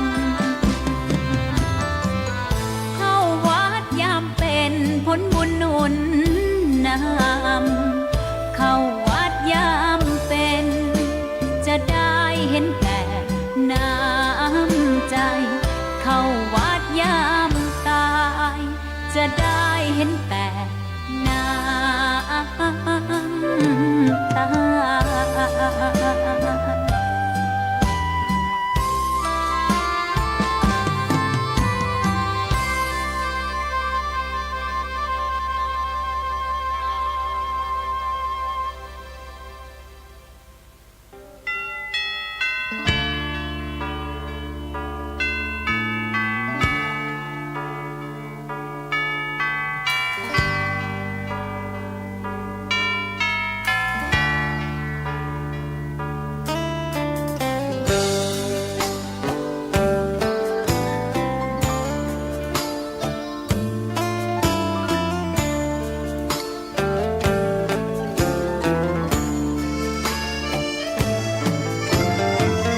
เชิญชวนทุกท่านเข้าวัดเข้าวาฟังธรรมะจากหลวงตาเสริมชีวาให้สุขสดใส ยึดมั่นหลักธรรมคำสอนไว้ให้ขึ้นใจความดีรีบทำกันไว้หญิงชายอย่าได้นายนี้เชิญชวนทุกท่านเข้าวัดเข้าวาทำบุญด้วยจิตศรัทธาผลบุญพาให้เราสุขีจะทำการใดนำใช้ในสิ่งดีดีทำบุญให้ทานวันนี้ไม่มีใครว่าใครชังสมัยก่อนประทับใจปู่ย่าตายายวันพระไม่เคยเบื่อหน่ายจำได้ไม่ลืมสักครั้งเหตุใดวันนี้มีคนเข้าวัดน้อยจังอยากให้เหมือนก่อนอีกครั้งฝากความหวังกับคนรุ่นใหม่เชิญชวนทุกท่านเข้าวัดเข้าวารับศีลรับพรหลวงตาเสริมคุณค่าให้กับจิตใจกระทำความดีเรื่องนี้ไม่ต้องอายใครว่างจากการงานเมื่อใดเชิญชวนท่านไปทำบุญ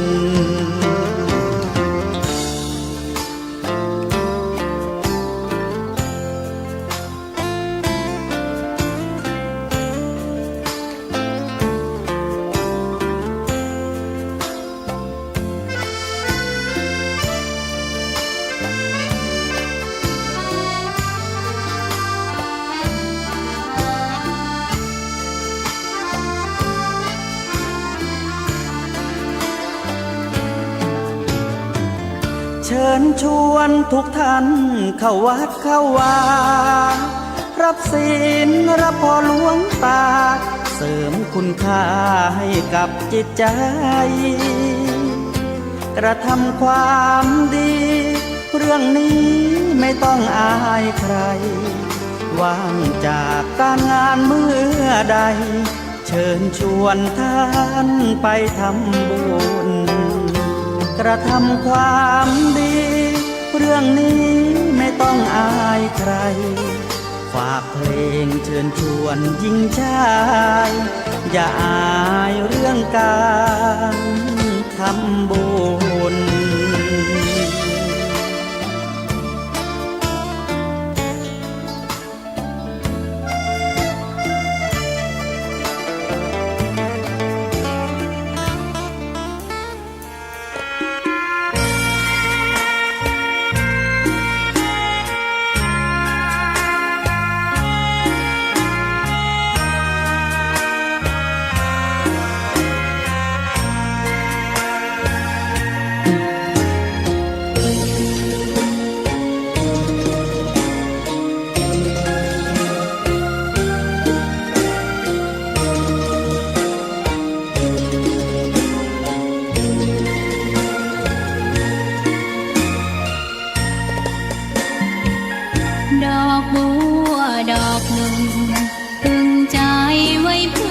บูชาแด่องค์พระศาสดาสัมมาสัมพุทธเจ้ามีความงามเงียบไม่เปรียบเทียบเขาเทียบเราใครมองไม่งามช่างเขาแต่เจ้าก็คือดอกบัวด้วยความสัตย์ซื่อยึดถือความดีเป็นหลักใครรักไม่รักก็ไม่จมปลักมองมัวเมื่อโผล่พ้นน้ำก็เห็นความงามในตัวไม่ยึดติดในตมชั่วขอเป็นดอกบัวดอกดีใครไม่มองว่าบัวงา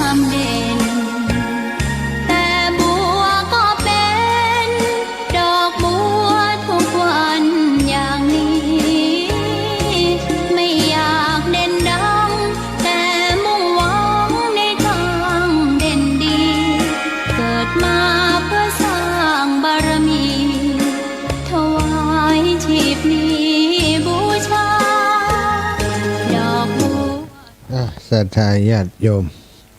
ฟังเพลงในรายการไป2-3เพลงเนาะพอได้พักเสียงคนอู้ หลายคนโทรมา ช่วงที่อาตมาพักก็ขอสุมาอาภัยช่วงที่พักก็คือบัดรับสายแล้วนะถ้าหับสายอยู่ก็ไม่ได้พักนั่นแหละนะก็เลยในช่วงที่ พักจะปิดเครื่องเฮียก่อนทำปิดก่อนน้องแนงต้องฮับมาทุกสายที่ศรัทธาโทรเข้ามาศรัทธาญาติโยมตอนนี้ก็เข้าสู่เบรกที่2ปกติแล้วทุกวันอาตมาภาพจะได้นิมนต์ครูบาอาจารย์หลายรูปนะได้มาเข้ารายการโดยในวันอังคารต้นเดือนทุกต้นเดือนจะเป็นท่านพระครูสุจินนันทกิจนะเจ้าคณะอำเภอสันติสุขวัดปงคำจังหวัดน่านนะท่านอาจารย์ใหญ่เปิ่นจะมีความรู้ความเชี่ยวชาญในหลายศาสตร์หลายสาขาเป็นพระสงฆ์นักพัฒนาภาคประชาชนทำทุกอย่างเรื่องสมุนไพรเรื่องสิ่งแวดล้อมเรื่องอาชีพนะเรื่องการพัฒนามีองค์ความรู้เยอะบากนะสถาเปิ่นเวลาเข้ารายการเปิ่นก็มักจะเอาความรู้ต่างๆมาแบ่งปันให้ศรัทธาญาติโยมได้รับฟังโดยเฉพาะเรื่องของสมุนไพรนะทุกวันอังคารต้นเดือนนี่ก็เดือนหน้านี้ก็คงจะพบปะกันทุกอังคารต้นเดือนกับท่านอาจารย์เนาะแล้วก็อังคารที่2นะท่านอาจารย์พระครูชลทานพิทักษ์อังคารที่3หลวงพ่อท่านพระครูสังวรศรีลาภิลักษ์อังคารที่4ท่านเสน่ห์กาหลงนะสถาก็คือวันนี้ถ้าปกติก็จะเป็นท่านเสน่ห์กาหลงแต่ว่าท่านคงจะอาพาธอยู่ที่ว่าคงก็เพราะว่าเปิ้นบันได้ตอบไลน์ที่ถามไปโทรไปเปิ้นก็บ่รับนะปกติเปิ้นจะรับถ้าเปิ้นบ่เป็นอย่างเปิ้นก็จะตอบไลน์ แต่นี้คงจะบ่พร้อมที่จะจัดรายการนะก็เลยต้องเข้า2 ชั่วโมง2 ชั่วโมงก็เป็นเวลาถ้าอู้ถึงก็เมินอันละนะนั่งอู้คนเดียว2 ชั่วโมง ก็อาศัยว่าท้ายชั่วโมงเปิดสายให้ศรัทธาโทรเข้ามาก็พอจะได้หายง่อมหายเหงาได้มีเพื่อนอู้ได้ฮู้ว่าเปิ้นฟังอยู่ที่ไหนเนาะช่วงนี้ตั้งคลื่นสีขาวของเฮาก็พักกิจกรรมไปเยอะอยู่บ่ได้มีกิจกรรมอะไรอย่างนักหนาแต่ว่าเดือนหน้าเนาะเดือนหน้านี้เริ่มจากเดือนหน้านี้ก็จะเป็นงานที่ประจำปีของวัดปากตางเจริญก็มีการปีนี้ยังบ่ฮู้รูปแบบการจัดงานท่านอาจารย์จะแจ้งให้ศรัทธาทราบหรือยังแต่ว่าอาตมานี่ยังบ่ทราบเตื้อแต่ทุกปีก็จะไปช่วยงานท่านอาจารย์อยู่นะวันที่11เดือนธันวานะเดือนสุดท้ายของปีที่วัดปากตางเจริญมีงานประเพณีส่งน้ำพระเจ้าส่งน้ำพระธาตุนะแล้วก็ปีนี้จะมีสืบชะตาหรือจะทำอย่างอื่นเพิ่มเติมก็ยังบ่แน่ใจเนาะแต่ว่ามีแน่นอนนะวันที่11เป็นงานประเพณีจะใหญ่จะน้อยก็แล้วแต่ท่านอาจารย์จะดีไซน์ออกแบบงานมาเนาะศรัทธาพี่น้องตั้งเชียงใหม่ตั้งลำพูนไกลกันก็จะได้ไปเป็นกำลังใจสนับสนุนการทำงานของท่านอาจารย์ตั้งเมืองฝางนี่วันที่5ธันวาหลวงพ่อใหญ่นิมนต์ไว้นิมนต์เพิ่นจะมีการแสดงธรรมสิงห์เหนือเสือใต้นะความจริงกดใต้ถึง2ค่ะนะ ท่านอาจารย์พระครูอภิวัฒนวิกรมและท่านอาจารย์พระมหาเสาแก้วหานว่าหลวงปู่พระครูปฏิพันธ์ธรรมทินก็ถ้าบัดติดอย่างก็จะไปร่วมงานโดยที่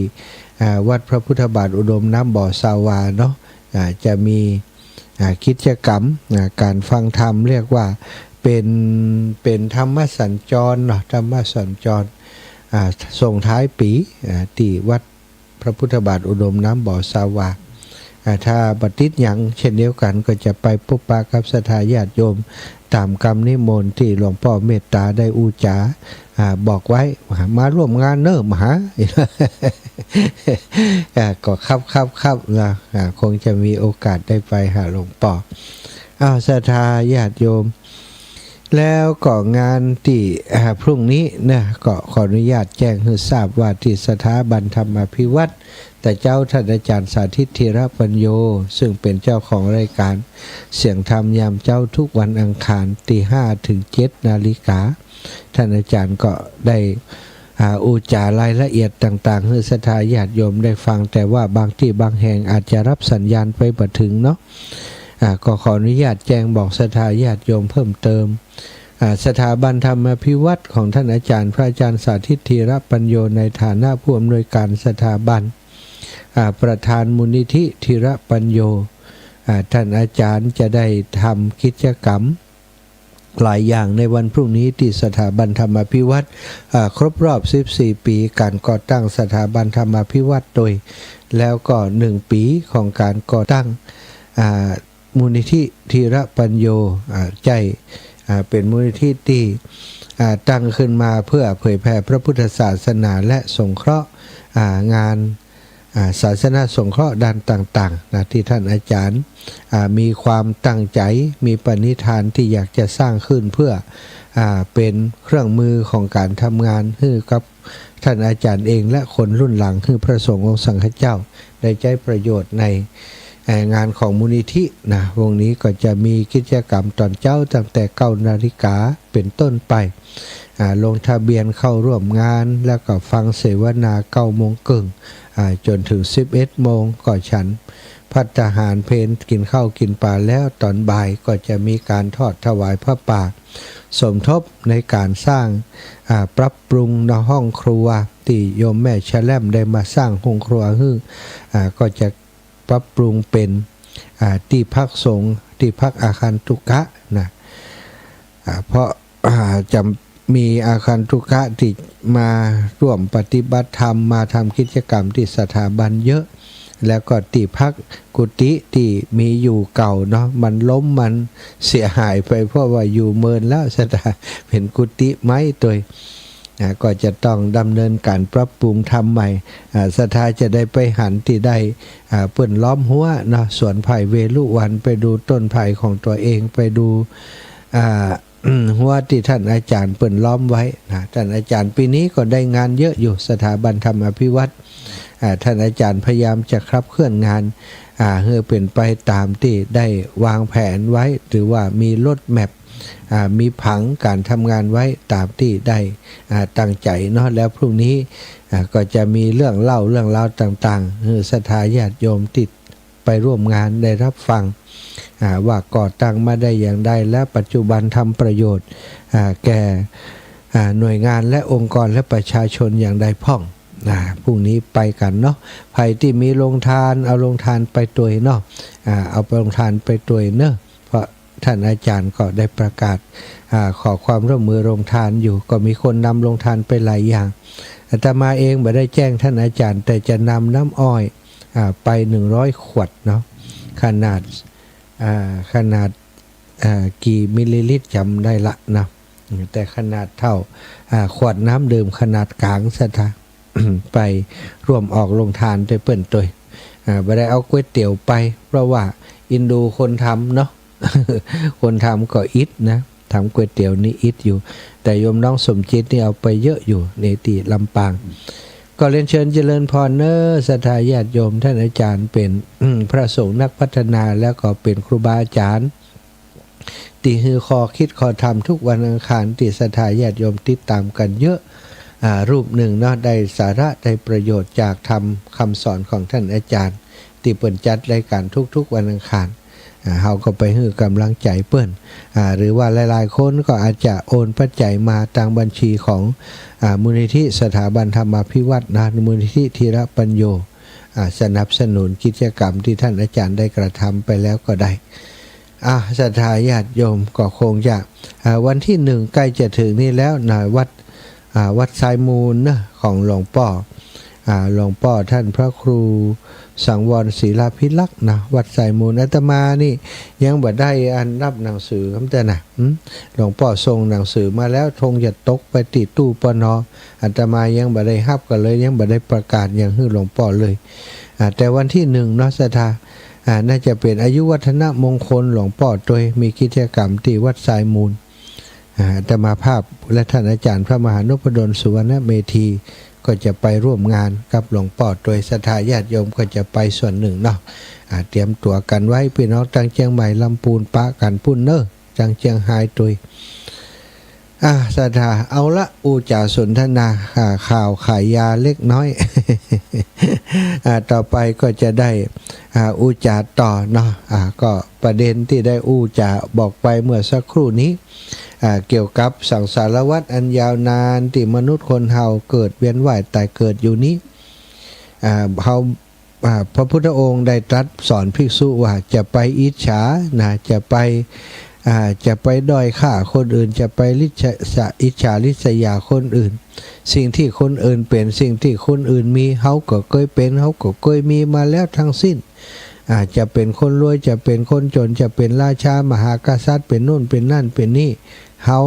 ท่านเจ้าทั้งหลายเคยเป็นมาแล้วทั้งสิ้นแม้กระทั่งเป็นสิ่งที่คนทั้งหลายบ่อยากจะกล่าวถึงสัตว์สิ่งหิ่งห้อยทั้งหลายเนี่ยเนาะพระองค์ได้ตรัสว่าแม้กระทั่งหมาขี้เลื้อนนะพวกเธอและพวกฉันพวกเฮาทั้งหลายก็เคยเป็นมาแล้วทั้งสิ้นเพราะฉะนั้นอย่าไปรังเกียจนะอย่าไปรังเกียจเขาอย่าไปอย่างกับสัตว์อื่นสิ่งอื่นจะไปด้อยค่าเขาถ้าเฮาด้อยค่าเขาก็เหมือนกับด้อยค่าตัวเก่าเหมือนกันตัวเก่าเฮาก็เคยผ่านอย่างนั้นมาคนที่จะทำอย่างนั้นได้ศรัทธาจะต้องเป็นคนที่มีมุมมองที่ดีมองโลกในแง่บวกมองโลกในแง่ดีและที่สำคัญจะต้องคนเป็นผู้ที่ มีจิตใจดีงามนะเป็นคนที่อ่อนโยนเป็นคนมีกิริยา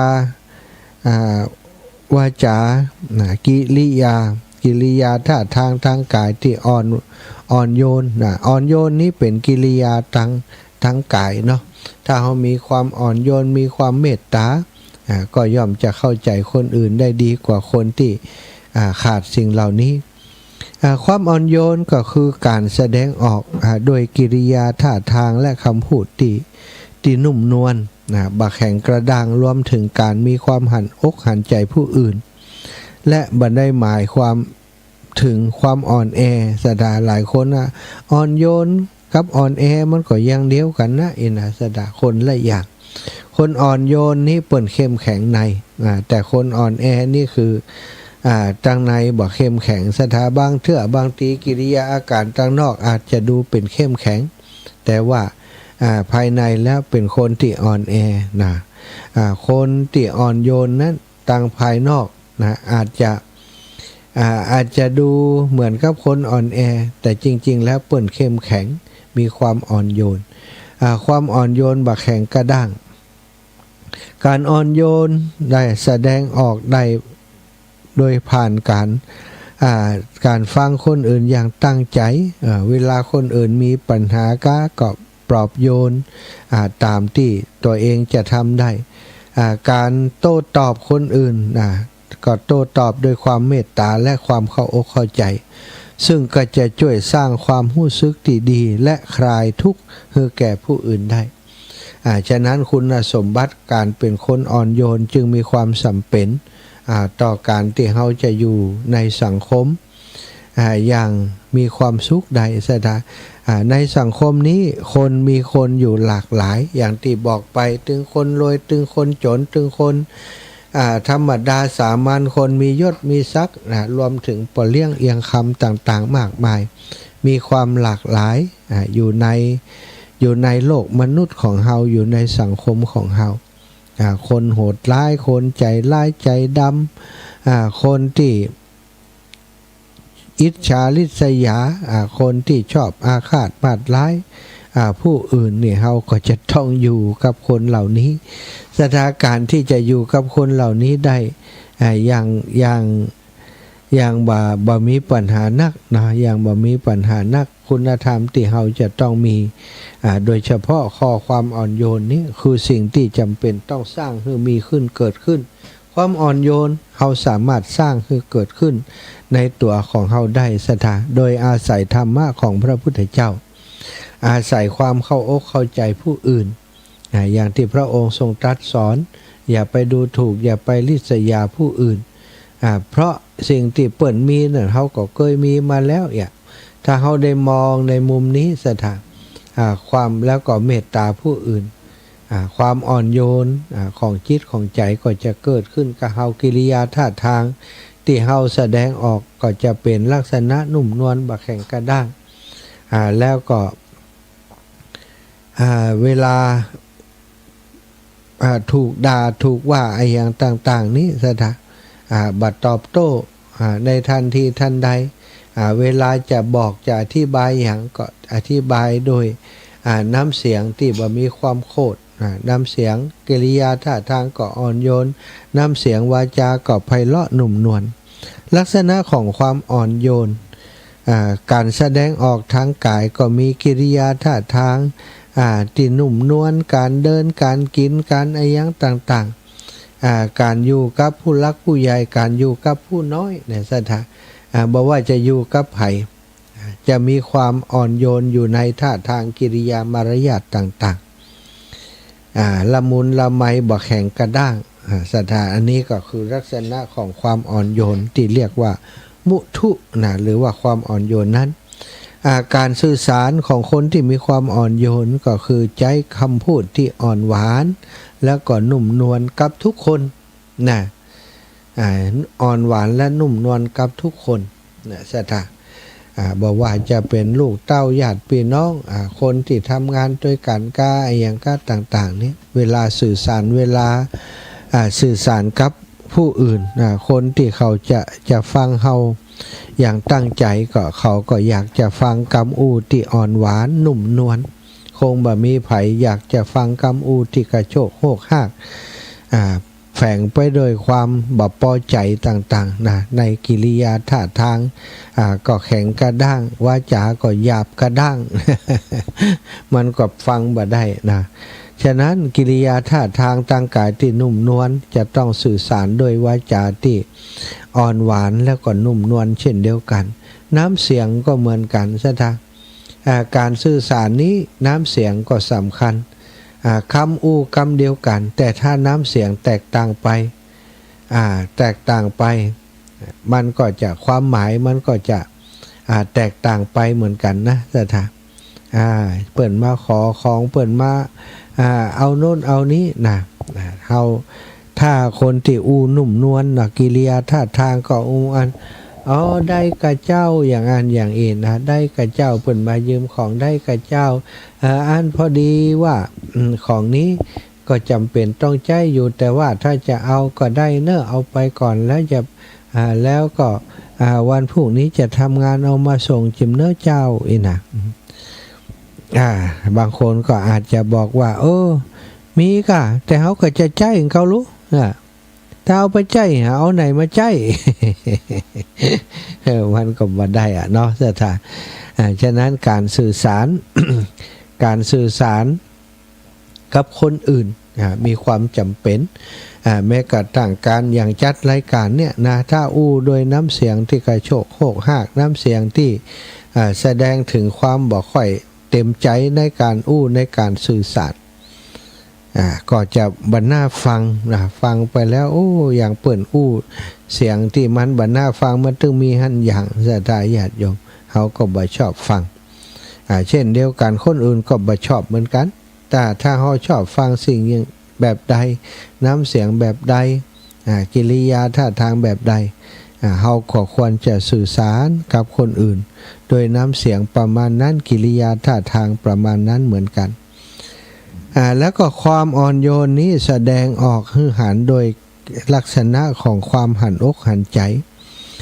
หันอกหันใจมีความเข้าใจในความรู้สึกของผู้อื่นและมักคือความสำคัญกับความต้องการของผู้อื่นอันนี้ก็เป็นลักษณะของคนที่อ่อนโยนนะสถาค คนที่อ่อนโยนสิ่งนี้จะเป็นปกติของเขาคือมักจะมีความเข้าอกเข้าใจผู้อื่นคือการที่จะเข้าใจผู้อื่นนี้ก็โดยการที่เฮาต้องเป็นผู้ที่รับฟังผู้อื่นมาพอสมควรรับฟังผู้อื่นได้ฟังเรื่องราวของคนอื่นคนนี้มีเรื่องราวมีชีวิตที่เป็นอย่างใดที่ผ่านมาได้เผชิญปัญหาอุปสรรคอย่างพ่องในชีวิตที่ผ่านมา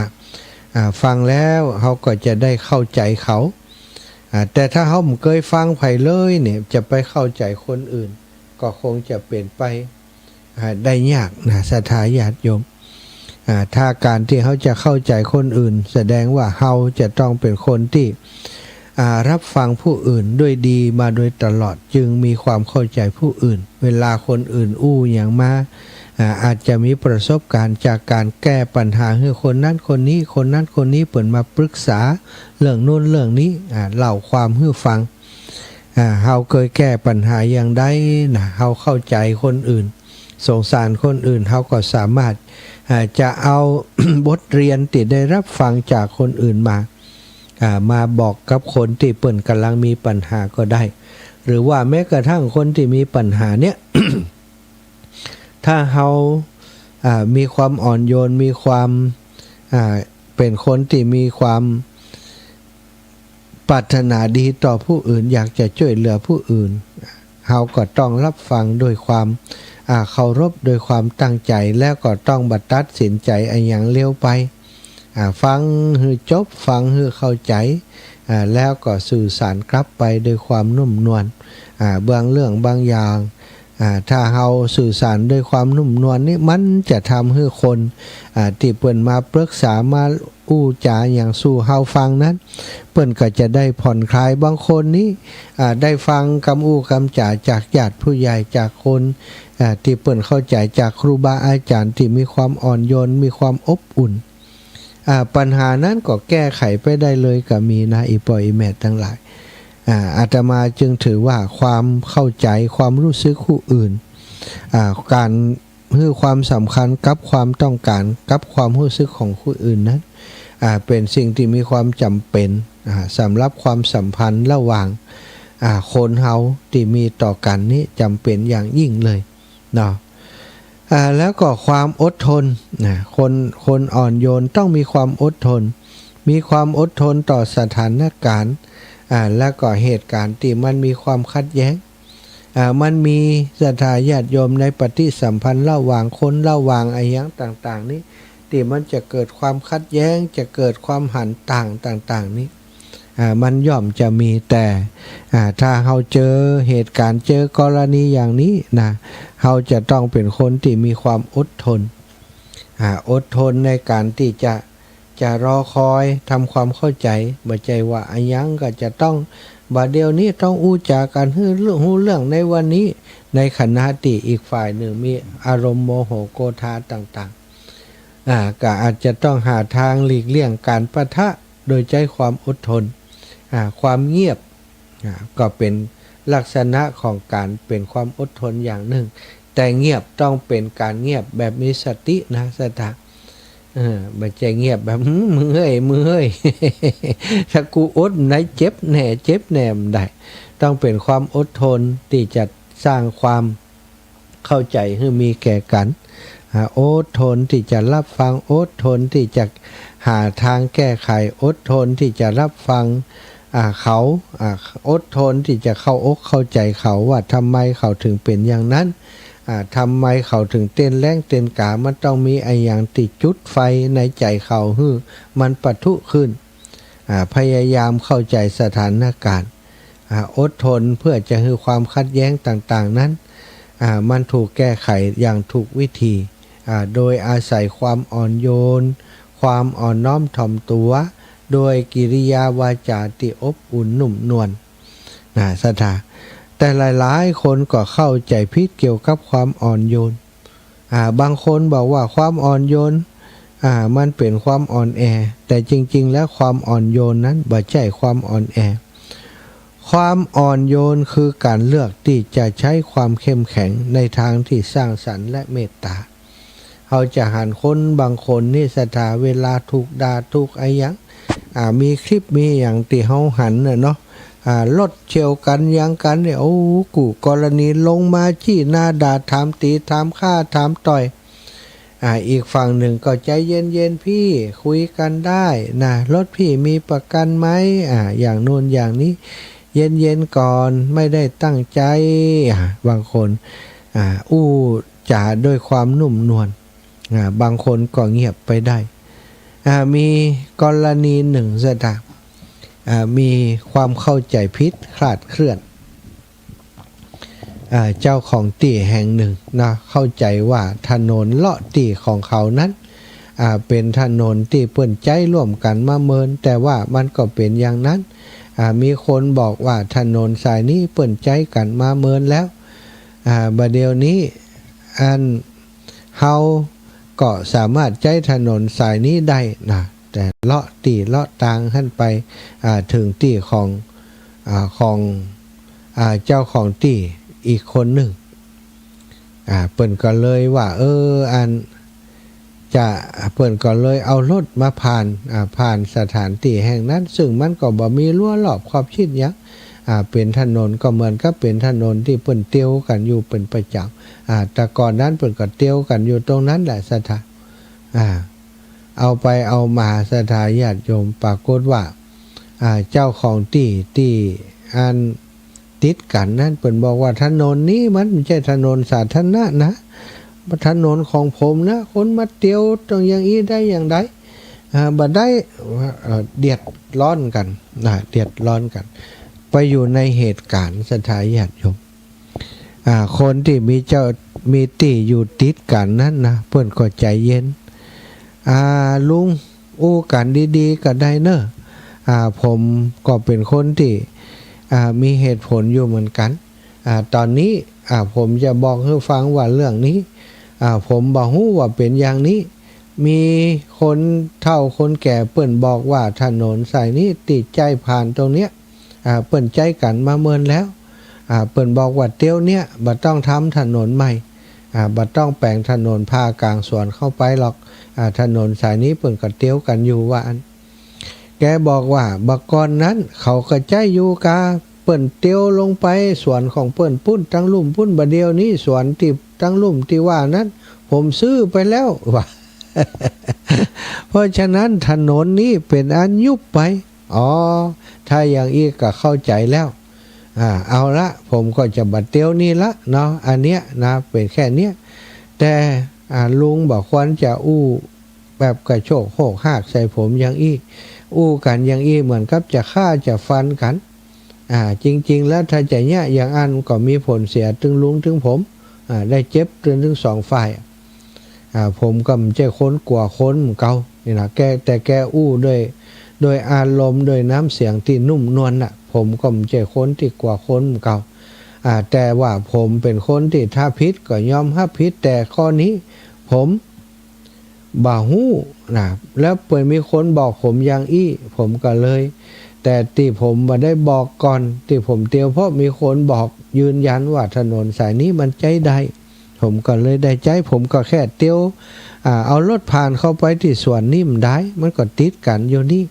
นะมันก็เกิดความเสียหายกับตีกับอย่างลุงนักหนาเนาะต่างคนพอกันโดยอารมณ์ที่มันพอเบาลงเนาะมันก็ดีขึ้นอาตมาก็พอเหตุการณ์ว่าเขาจะจบลงอย่างใดสุดท้ายก็กันจะดีแล้วกันไปกันมา จบข่าวเนี่ยอาศัยว่าอีกคนหนึ่งบัดใจอารมณ์โต้ตอบสถาแต่ใจความอ่อนโยนใจความนุ่มนวลในการ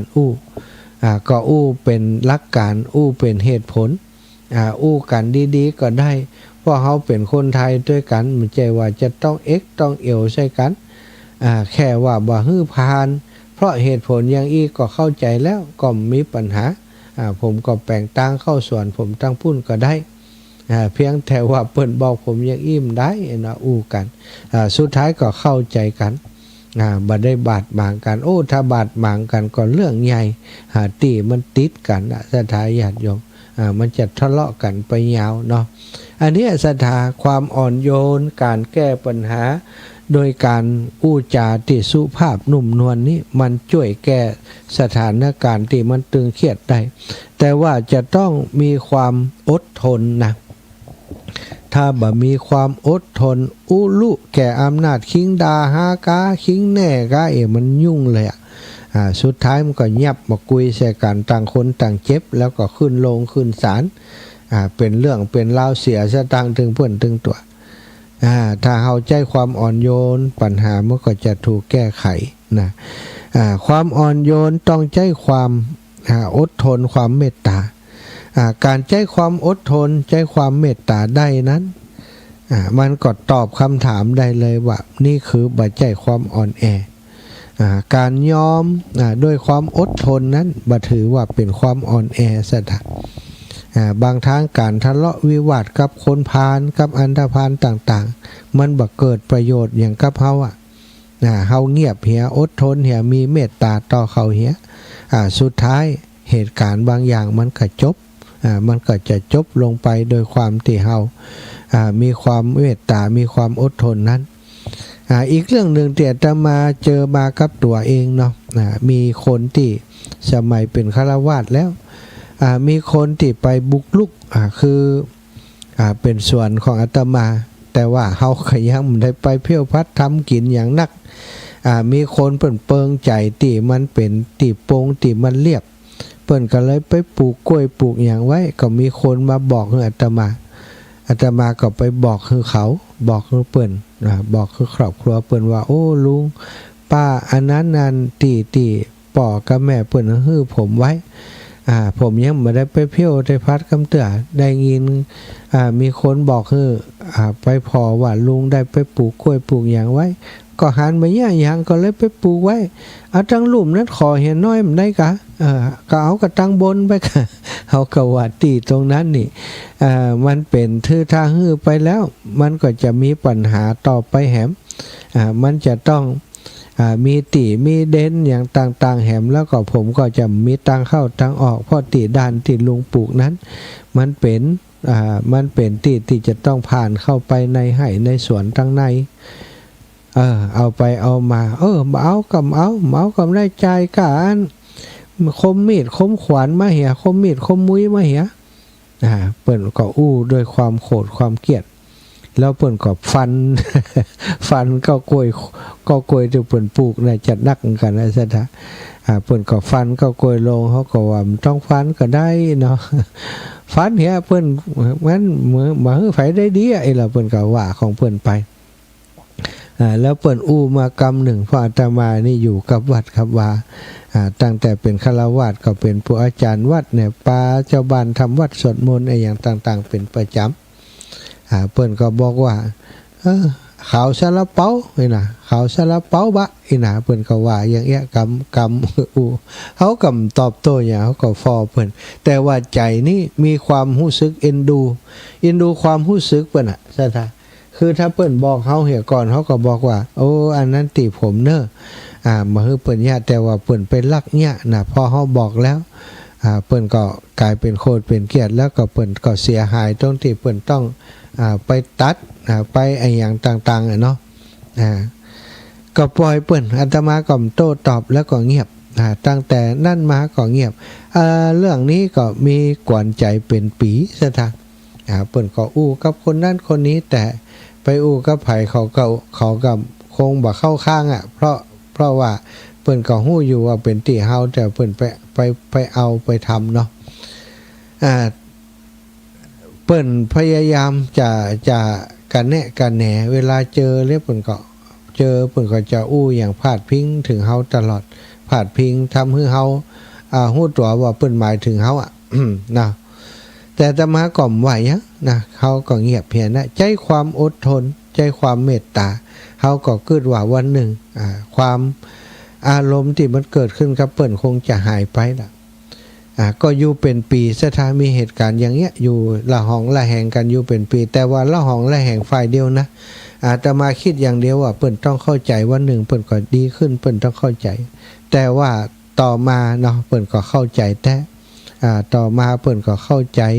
เปิ่นก็ดีครับอาตมาเหมือนเดิม โดยที่เขาไม่ต้องไปอย่างสักอย่างเหมือนกัน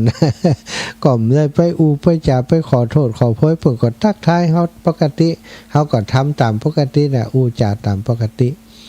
แล้วก็ปัจจุบันนี่ก็ถือว่าเป็นคนที่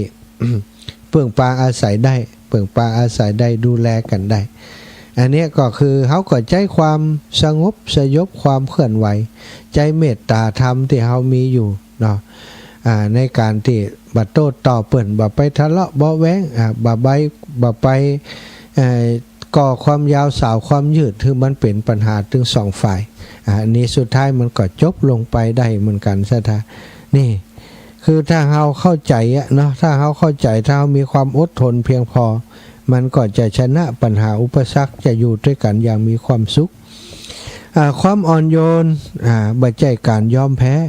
นะซะท่าบางคนว่าอ่อนโยนก็คือการยอมแพ้นะการนิ่งเฉยหรือว่าอ่อนโยนในสถานการณ์ที่ตึงเครียดอาจจะเป็นการควบคุมสถานการณ์อย่างมีสติบ่ใช่การยอมจำนนเนี่ยเรื่องราว2เรื่องที่ว่ามาเนี่ยนะคือสิ่งที่จะตอบคำถามตรงนี้ได้การนิ่งเฉยการอ่อนโยนในสถานการณ์ที่ตึงเครียดนั้นมันช่วยเฮาได้แต่แก้ปัญหาต่างๆนั้นได้ประโยชน์ของความอ่อนโยนก็คือ1ช่วยปลอบประโลมใจทำให้คนอื่นรู้สึกดีขึ้นคลายทุกข์คลายความเศร้าได้ความอ่อนโยนสร้างความสัมพันธ์ที่ดีทำให้คนอื่นฮักและก็ยอมรับตัวเฮาได้ความอ่อนโยนช่วยให้แก้ปัญหาได้ดีขึ้นมีกระบวนการคิดการแก้ปัญหาบนความขัดแย้งได้ดีอันนี้คือลักษณะหรือว่าเรื่องราวของความอ่อนโยน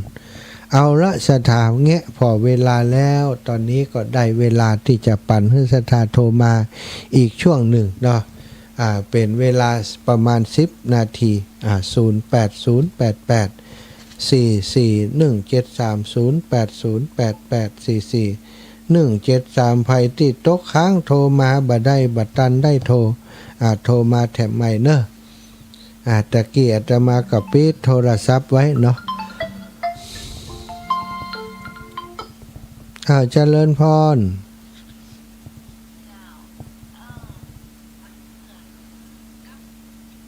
ไปนั่งขายขนมนะพระมหาเจ้ามันมีคนจังกับมีคนฮักก็มีเนาะเจ้าอาทิตย์หนึ่งน่ะจะได้เจ้า2 วันจะด่าทุกอาทิตย์เลยเป็นมึงเป็นกูจังอีนี่อินเจ้าก็บอกว่าเจ้าก็เงียบเนี่ยเขาว่ากลัวมันก็เฮาบ่กลัวเก่าถ้ามันรอมาเนี่ยเจ้าก็สู้เหมือนกันเนาะแต่เจ้าขี้ค้านมันมีสุดแรงกรรมเก่านั่นนะ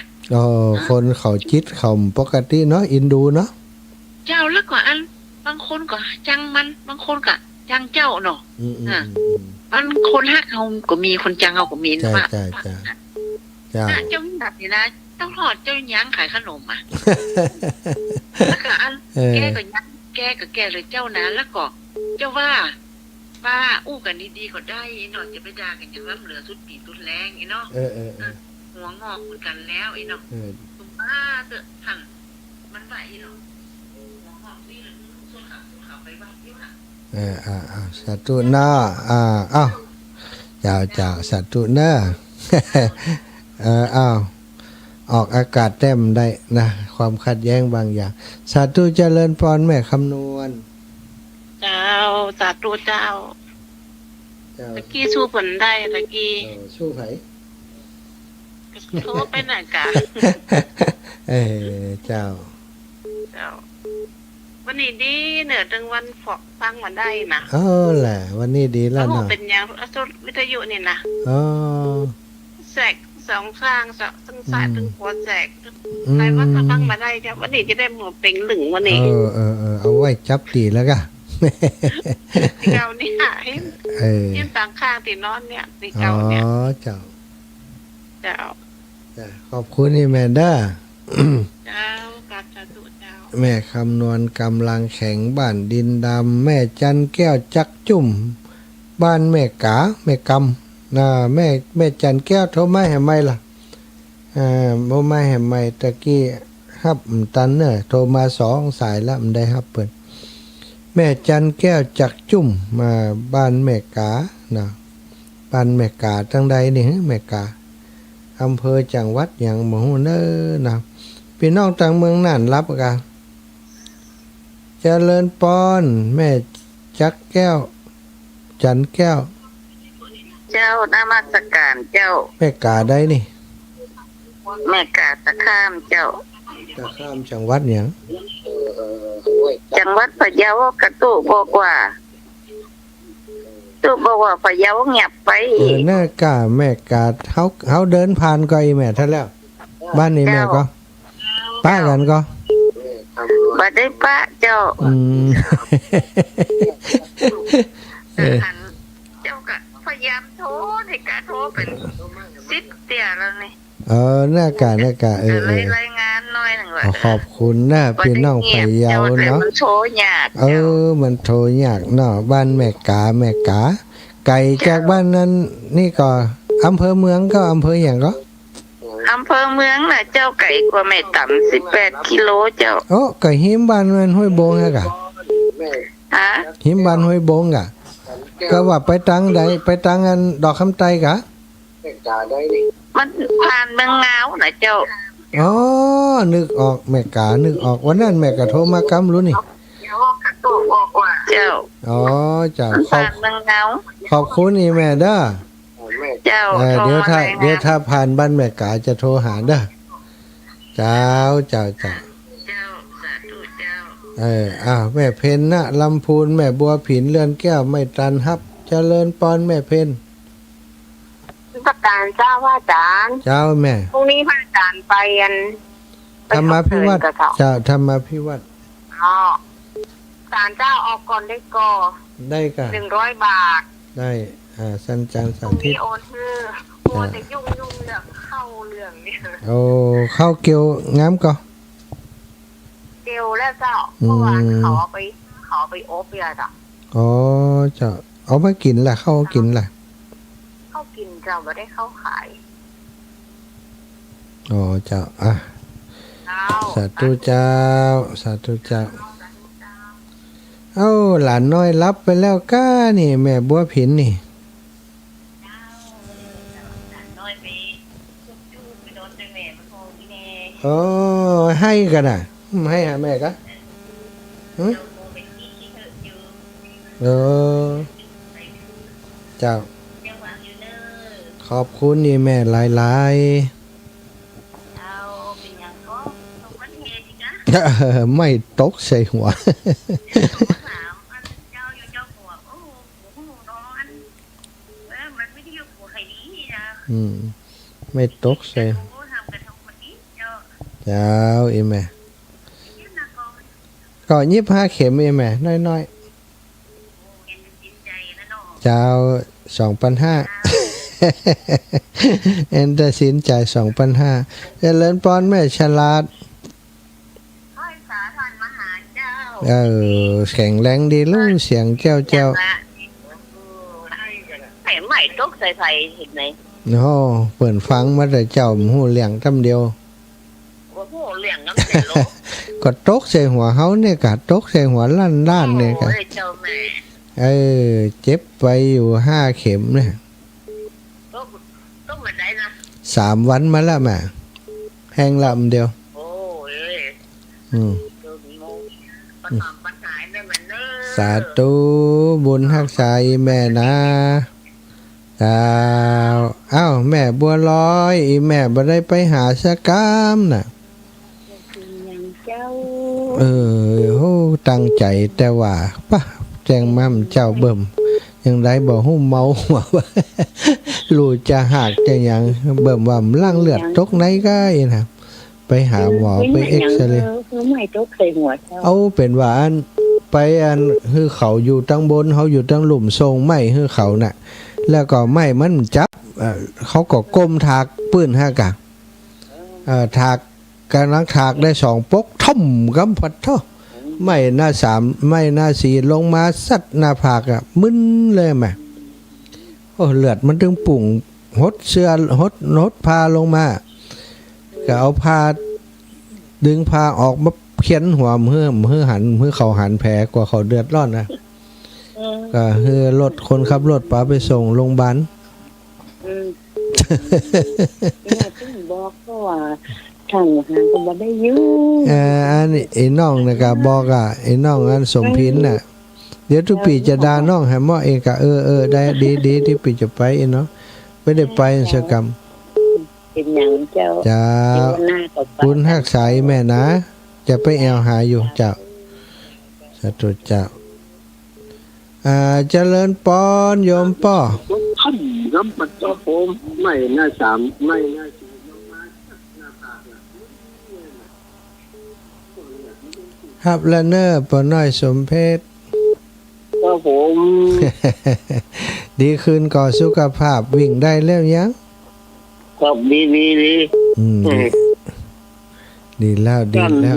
ไม่ตกใจสมองก็ ตัดหน้าผากพอดีบนกิ้วน้อยเนี่ยป่อ โอ้บุญรักษาแล้ว นะลังจะได้เจ็บแวบเดียวมันได้ปุ่ม กลมถากไม่น้อยเดียวมันได้อะ โอ้โน่นแมงอันใดโน่ จ้าป่อขอบคุณที่ป่อนะมีเวลาจะไปเอาหาป่ออยู่เนอะ ครับ บุญทักษาปีน้องมีน้องต่างเมืองน่านแม่นวลยอดคำปันโยมแม่ว่าได้ เจ้ายังรับเตื้อฟังอยู่เนี่ยเนาะ แต่ว่าไม่ตกใจหัวกับเจ้า อากาศ บุญรักษาเทวดาคุ้มครองเนาะ โอนกายามาชิมเด้อ เจ้าบุญด่ะเป็นโดนบุญเนาะ ตนบุญอย่างหน้าผากแตกนี่ฮะ แอนตาซินจ่ายแล้วเนาะ จ่าย2,500เดี๋ยวไปต้องไปเบิกแอนตาซินไปนะ มันหนักกับแม่ก็ว่าไม่ตกใจหัวแม่ก็ว่าโหดิแคมเนาะ เจ้า บุญรักษาเนอะ จ้าสาธุเจ้าแม่เจริญปอนมาแหมแล้วคนไม่รู้ใช่ว่าแต่จังหวัดอารมณ์ดีเกษาว่าไม่แล้วก็คือไม้ตกใส่หัวอยู่ลึกนะเนาะ คนลึก ลึกแต่ละ เมื่อได้ลึกอยู่ตั้งลุ่มถ้า อยู่ ตก ตั้งลูกแล้วก็ ถ้าตั้งบนก็เห็นลงตัวหนังล้านเขา ข้อกะไม่เคยได้เจ็บนะถ้าตั้งเส้นสมองห้ามนี่ยี่ใดล่ะสม ตายอ่อง ไม่ กะ ได้ ตายอ่องเลยกะไปอย่างเดียว ไปฟังตายซะนะ ตายอ่อง กำ เล ลัง ย โคตร ตาย กำลั อ่อง ง ห เล วาน ย อยู่ อืม เจ้าปัญหาเด้อ จะตู้อีแม่ ต่อไปก็รักษาตัวเองไปให้ได้เจ็บ เจ้า เจ้าจ้า เกษาก็มีเกษาโลมานักขาทันตาก็ขอบคุณครับศรัทธาญาติโยมพ่อโยมแม่ทุกคนทุกท่านที่ติดตามรับฟังรายการนะมาถึงกลางค่ำกลางคืนยามค่ำยามคืนดึกดื่นกลางคืนก็ยังฟังกันยังโทรมาเป็นกำลังใจให้กันถือว่าแน่นแฟ้นเนาะสำหรับครอบครัวขึ้นสีขาวเฮาก็ขอความสุขความสัสดีจงมีแก่ศรัทธาสาธุชนทุกคนทุกท่านอนุโมทนาบุญขอบคุณครับศรัทธาญาติโยมที่ร่วมบุญช่วยเหลือในการสร้างห้องครัวเนาะที่วัดบรรพตสถิตเตียตมาภาพได้รับมอบหมายได้รับเมตตาอนุญาตจากท่านอาจารย์มหานพดลสุวรรณเมธีให้ได้ดำเนินการกระทำหลายคนหลายท่านห้อมเป็นเสามาบางข้องก็ห้อมปูนมาบางข้องก็ห้อมกระเบื้องมาคนเล็กคนน้อยคนละแผ่น2แผ่นเนาะแผ่นหนึ่ง50 บาท2แผ่น100นะแล้วก็ปูนนะต่อปอดแลนนี้100 กว่าบาท150นะ150 2แก่นก็300นะแล้วแต่ไผจะให้หอมอะไรอย่างก็ขอขอบคุณอนุโมทนาบุญเป็นอย่างสูงค่ำคืนนี้ขอให้ทุกคนทุกท่านอยู่ดีมีสุขรับฝันดีนะตื่นมีความสุขในวันพรุ่งนี้ให้ได้เจริญไปโดยอายุวันนะสุขภละปฏิภาณธนสารสมบัติให้ได้การกุ่งลุงเรืองจุเนื่องจุประการจัตตารโอธรรมาวทันติอายุวันโน